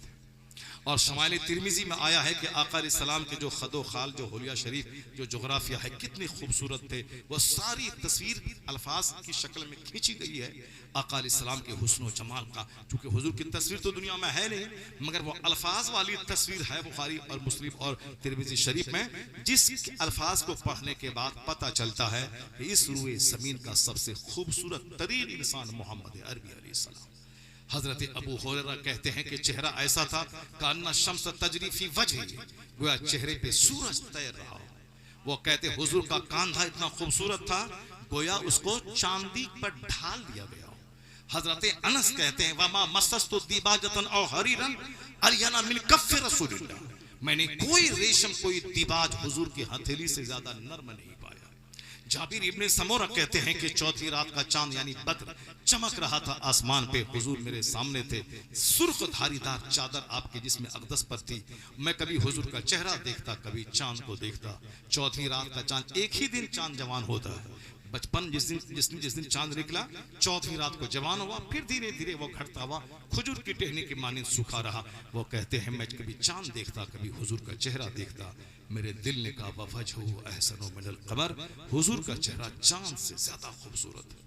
ये शायरी नहीं है, ये हकीकत बयानी है। जिसने मुस्तफ़ा को देखा, जिसने हुजूर को सामने देखा, सहाबे कराम हुजूर के चेहरे पे निगाह गाड़ के नहीं देख सकते थे, ऐसी हैबत थी। यहां तक कि पूछा गया दोनों भवों के बाल आपस में मिले थे या अलग अलग थे।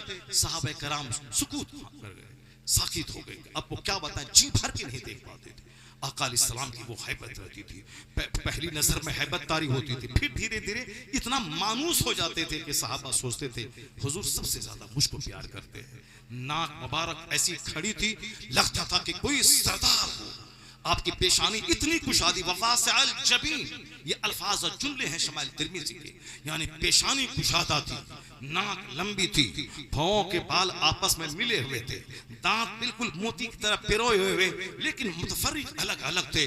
उस अलग हाइयों में से नूर निकलता रहता था। उसी नूर में, उसी रोशनी में सैयदा आयशा ने अपनी गुमशुदा सुई को तलाश कर लिया था। आका अलैहिस्सलाम के रुखसार पे ऐसा लगता था जैसे सूरज चमक रहा हो।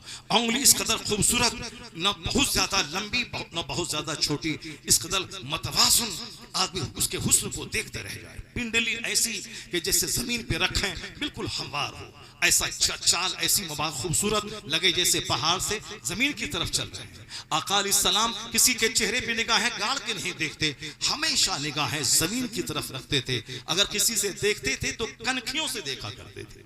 अगर किसी का ऐब, किसी की इस्लाह फरमाते थे, ये नहीं कहते थे कि तुम ऐसा कर रहे हो। हुजूर कहते थे कुछ लोग ऐसा कर रहे हैं, कुछ इशारे की ज़बान बात करते थे। और आखिर में जो जुमला है जिसके पढ़ने के लिए मैंने ये हदीस का सारांश बयान किया है, वो आखिर में वयसूक़ु अस्हाबहु, अपने असहाब, अपने साथियों को हुजूर आगे बढ़ा देते थे कि आगे चलो। और जिस सहाबी से मुलाकात हो जाती, हदीस में आया है कि आका अलैहिस्सलाम सलाम में पहल क्या करते थे, अपने गुलामों को सलाम में पहल क्या करते थे। जब आपको लगे कि मेरा मकान खूबसूरत, सामने वाला गरीब, उसको मैं सलाम क्यों करूं, मेरे पास फॉर्च्यूनर, सामने वाले के पास आल्टो, मैं क्यों सलाम करूं, मेरे पास बुलेट, सामने वाले के पास स्प्लेंडर प्लस, मैं क्यों सलाम करूं, सामने वाले के पास 5 बीघा, मेरे पास 50 एकड़, मैं क्यों सलाम करूं। अगर इस अकल में रहेंगे तो मुमकिन है कि आप एक अच्छा इंसान बन के जिंदा ना रह सकें। लेकिन जब भी ये ख्याल आए, फौरन कहे मैं बड़ा या मेरे मुस्तफा बड़े। और जब मुस्तफा अपने गुलाम को सलाम करते, बच्चों को सलाम करते, घर जाते बीवी को सलाम करते। जब महबूबे परवरदिगार, नाइबे परवरदिगार जब अखलाक इतना बुलंद के बच्चों को सलाम करें, हम कौन होते हैं जहां नफ्स की मानेंगे तो मगरूर बन के जहन्नमी बन जाएंगे, और जहां मुस्तफा की माने और हुजूर का फरमान सामने ले आए, गुरूर मिटेगा, खाकसारी का दौर दौरा होता है।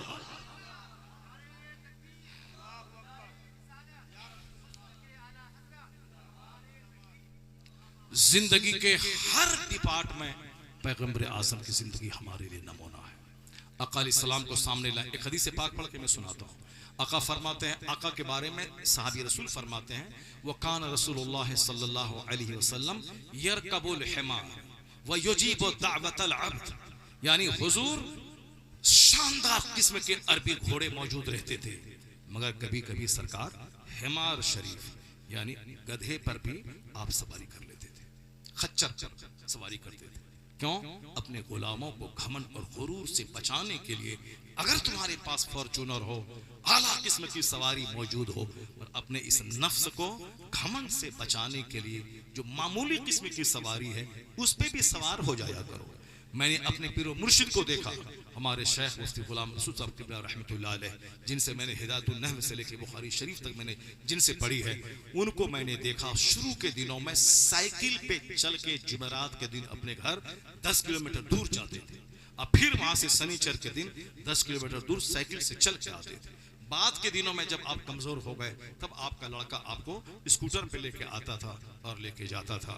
उस जमाने में जबकि खुशहाली के दरवाजे खुल गए थे, आप कार खरीद सकते थे, लेकिन आप कार आपने नहीं खरीदी, मामूली स्कूटर पे चलते थे, और उससे पहले साइकिल पे चलते थे जब तक बदन में ताकत रही। मैंने अपने उस्ताद मौलाना सुलेमान रज़वी को मैंने देखा, हुजूर मलिकुल उलमा के शागिर्द, वो नया कपड़ा खरीद के जब सिलाते थे तो उस कपड़े में भी पैवन यानी पार्टी लगा देते थे ताकि हुजूर की सुन्नत पे अमल हो जाए। ये है अपने नफ्स को सीधा करने का तरीका। उमर फारूक आजम रज़ी अल्लाह तआला अन्हु कभी मेंबर पे चढ़ जाते और कहते थे कि मैं उसी का बेटा हूं जिसकी माँ दूध पिलाती थी, जिसकी माँ ऐसा काम करती थी। क्या मतलब? यानी अपनी गरीबी के दिनों को याद करते थे। लोग दंग रह जाते, आखिर मेंबर पे चल के सब बोलने की क्या जरूरत थी?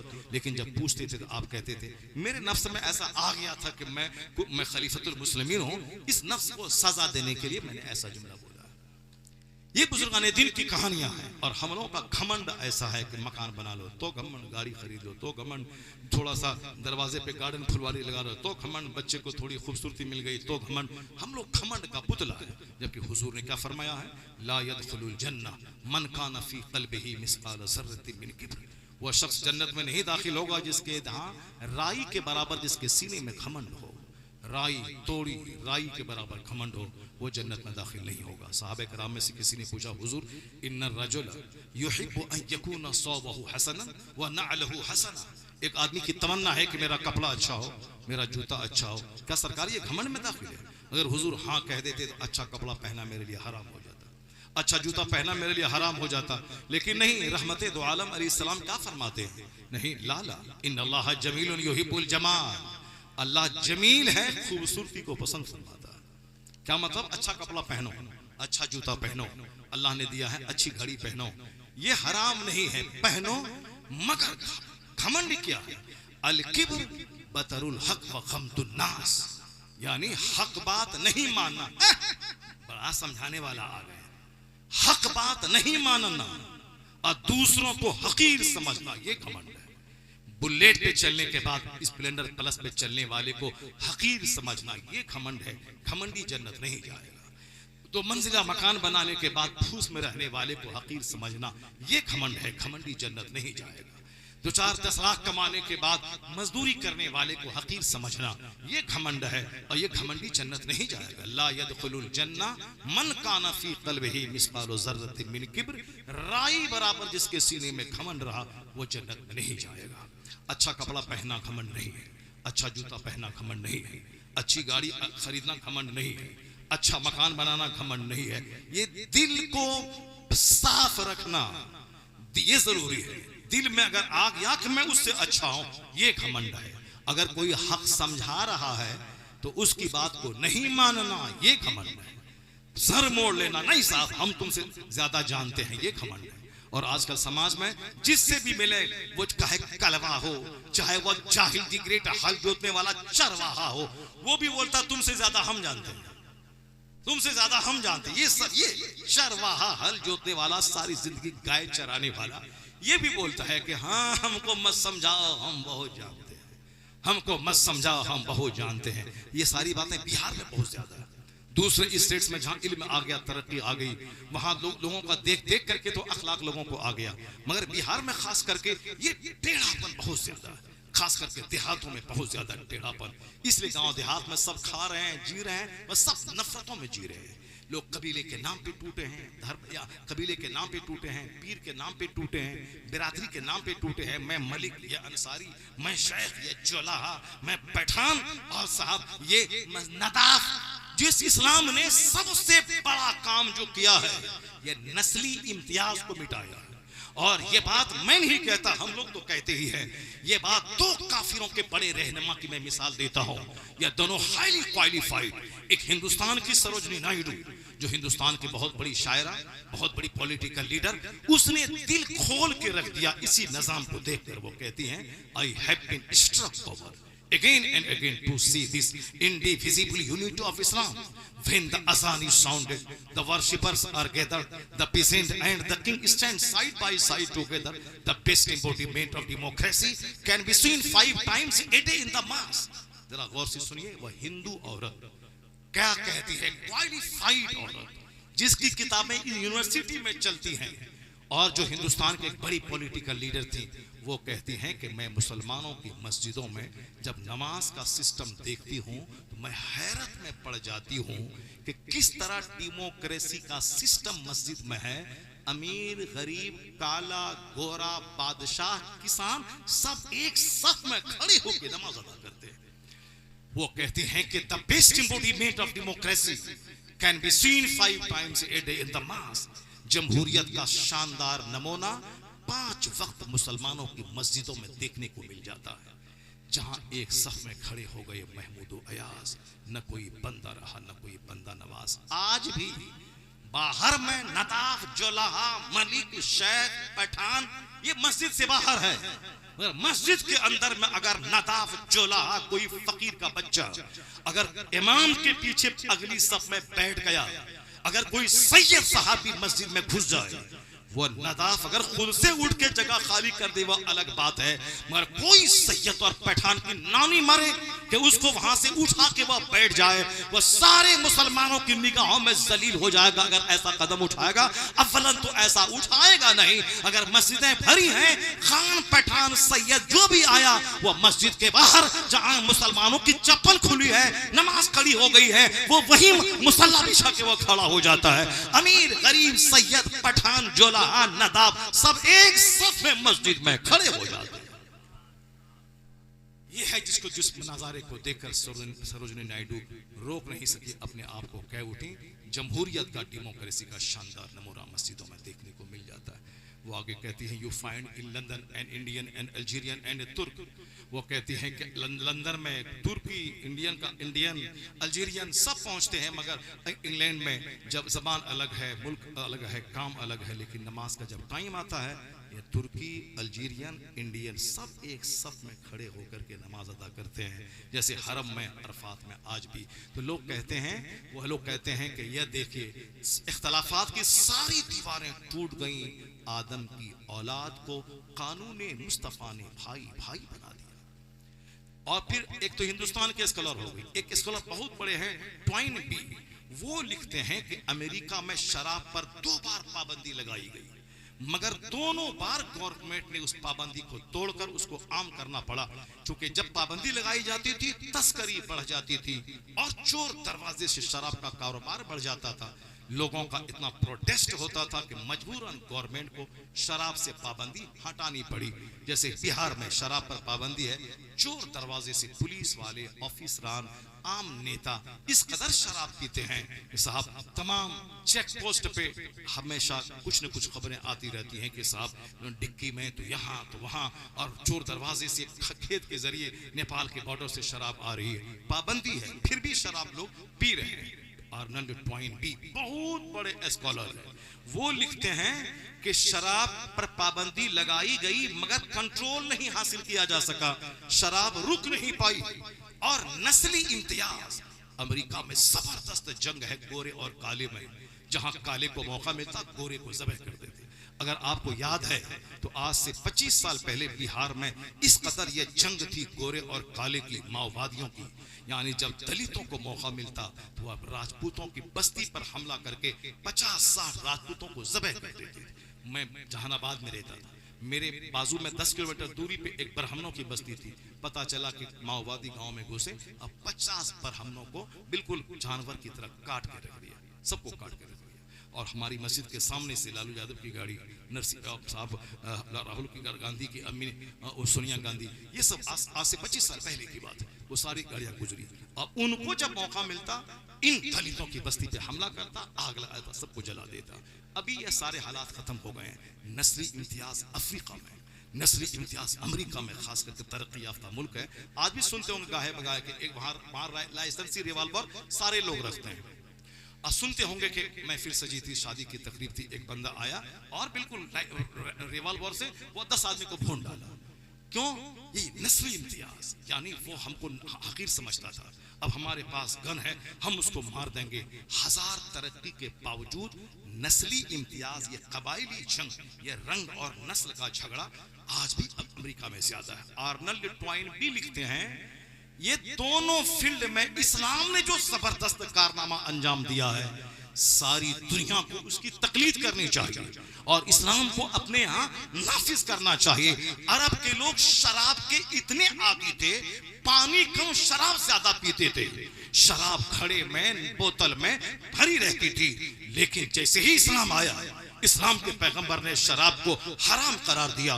कहते हैं कि वही लोग जो बरस से शराब के आदी थे, उन लोगों ने जाम तोड़ डाले, मटके तोड़ डाले, बोतलें तोड़ डाली। अगर मुंह में शराब थी, उसी टाइम में खबर आई कि शराब हराम कर दी गई, उंगली डाल के उल्टी कर दिया। कहते हैं कि नालियों में इस तरह शराब बह रही थी जैसे बारिश के जमाने में नालियों में पानी बहा करता है।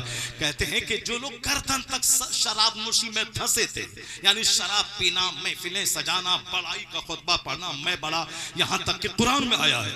ये ज़माने जाहिलियत में हज करते थे लोग, और जब अरफात से वापस आते थे तो मुजदलिफा के पास बैठ करके सारे लोग अपने खानदान की बड़ाई करते थे कि मेरा दादा बड़ा, मेरा परदादा बड़ा, मेरा नाना बड़ा, मेरी नस्ल बड़ी, मेरा कबीला बड़ा।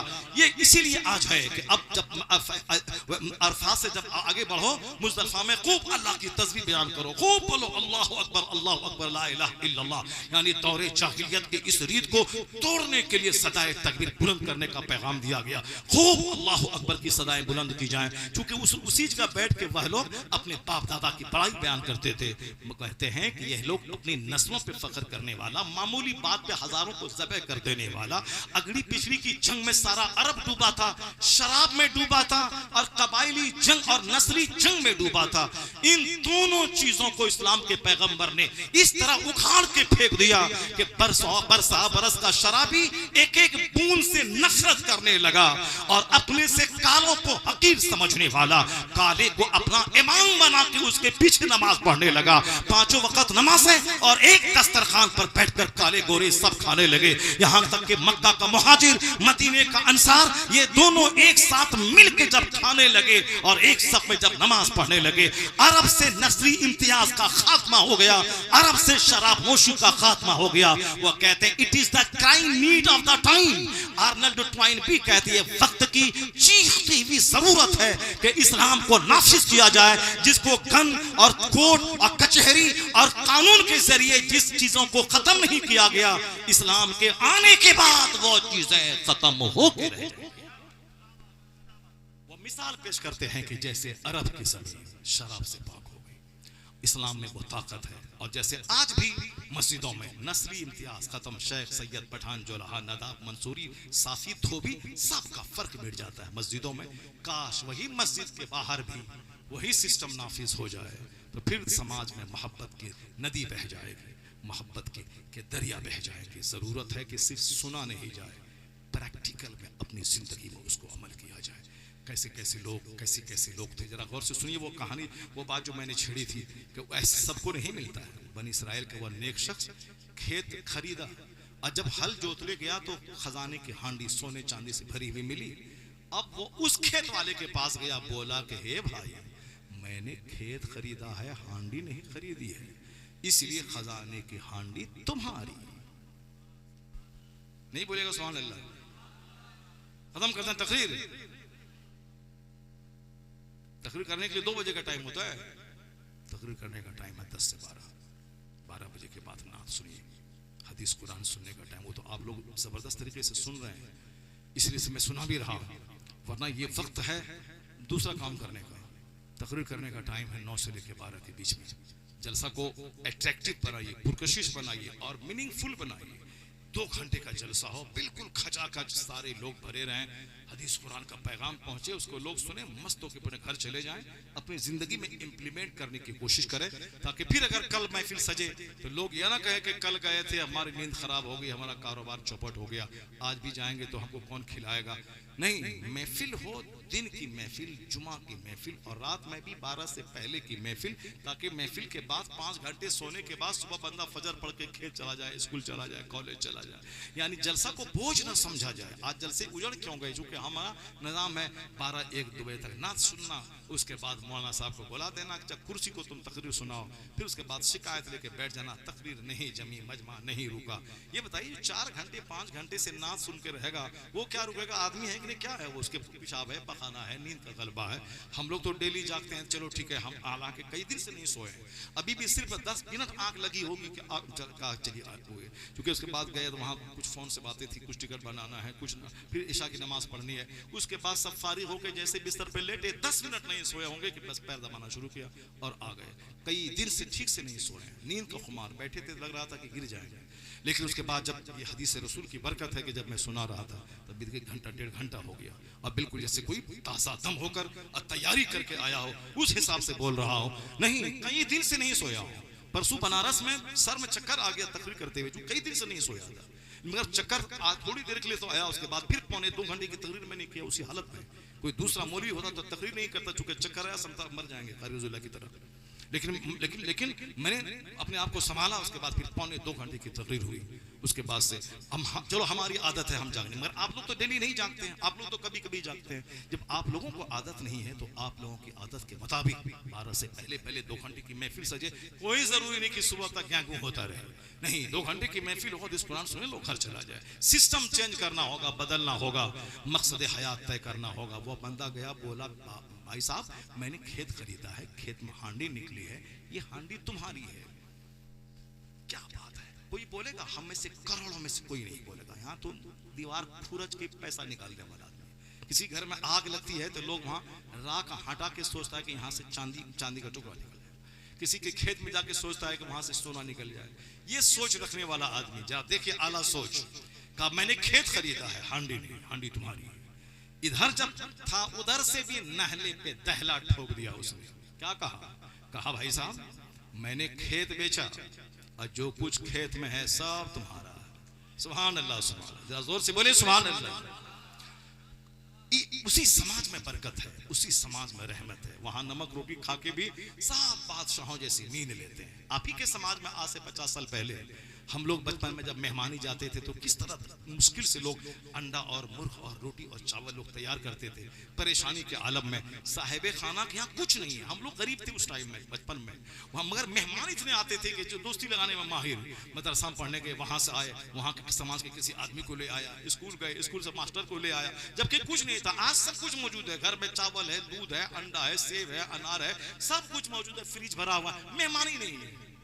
मेहमान के लिए आज तरस रहे, मेहमान नहीं आता। कोई आता भी है तो बस आया, बस मेरे पास टाइम नहीं है, गाड़ी खड़ी है, फलान का जाना है, जैसे कि वो बिल्कुल गाड़ी छोड़ करके स्टेशन से आया है। पहले जमाने में 3 दिन लोग रहते थे, 2 दिन रहते थे, कहाँ घर में अंडा तक नहीं, रोटी तक नहीं है। मगर मालूम है समाज में इतनी मोहब्बतें होती थी, दस्तरखान सस्ता था, अंडा, मुर्ग, चावल, दाल सब आता था। घर वाला नहीं, आस पड़ोस के सारे लोग सारा मेंटेन कर देते। कोई अंडा भेज दिया, कोई मुर्ग भेज दिया, कोई आटा भेज दिया, सारे लोग। ये मोहब्बतें थी। और अभी सब बिल्कुल भैंस बन के बैठे हैं। ये मकान, वो मकान, वो मकान, वो मकान, वो मकान, ये टाइल, वो मार्बल, वो ग्रेनाइट, कारवार हो रहा है। ग्रेनाइट की आवाज, मार्बल की आवाज। हजरत चलिए जरा जरा किचन देख लीजिए कैसा मार्बल है। हजरत जरा बाथरूम देख लीजिए कैसा कमोड लगाया है। कमोड, ताकि घुटना टखना में दर्द आजकल सबको हो रहा है, इसीलिए से कमोड लगाया। देखिए अच्छा है कि नहीं है। ला हौल वला कुव्वत इल्ला बिल्लाह। हम कहते हैं कि साहब को तुम बाथरूम दिखलाता है, पाखना करने की जगह दिखला रहा है तुमको। ये हिंदू के यहाँ जाके देखो, हिंदू का महल जाके देखो, 10 लाख का महल है और एक मंदिर ऊपर में बनाया हुआ है, मंदिर बनाया हुआ है। हमारे पड़ोस में एक हिंदू का घर है, वहाँ एक अपने घर के सामने बिल्कुल सजा करके मंदिर बनाया। सुबह सुबह घंटी बजाता है कौन, बहुत करोड़ों का घर उसके पास है, बड़ा मार्केट उसके पास है। मैं सोचने लगा काश ये बात तो हमारे यहाँ इस्लाम ने दिया था कि तुम मस्जिद में एतकाफ करना और अपने घर में मस्जिद बैत बना लो, ताकि रमजान में तेरी बहन बेटियां एतकाफ क्या करें। अपने घर में एक कोने में लोग मस्जिद बैत बनाए, ताकि औरतें घर में कामकाज करें, नमाज के टाइम में वहां जाएं, वहीं नमाज पढ़े, और मर्द भी सुन्नत वहां पढ़े, फर्ज पढ़ने मस्जिद जाए और फिर सुन्नत वहां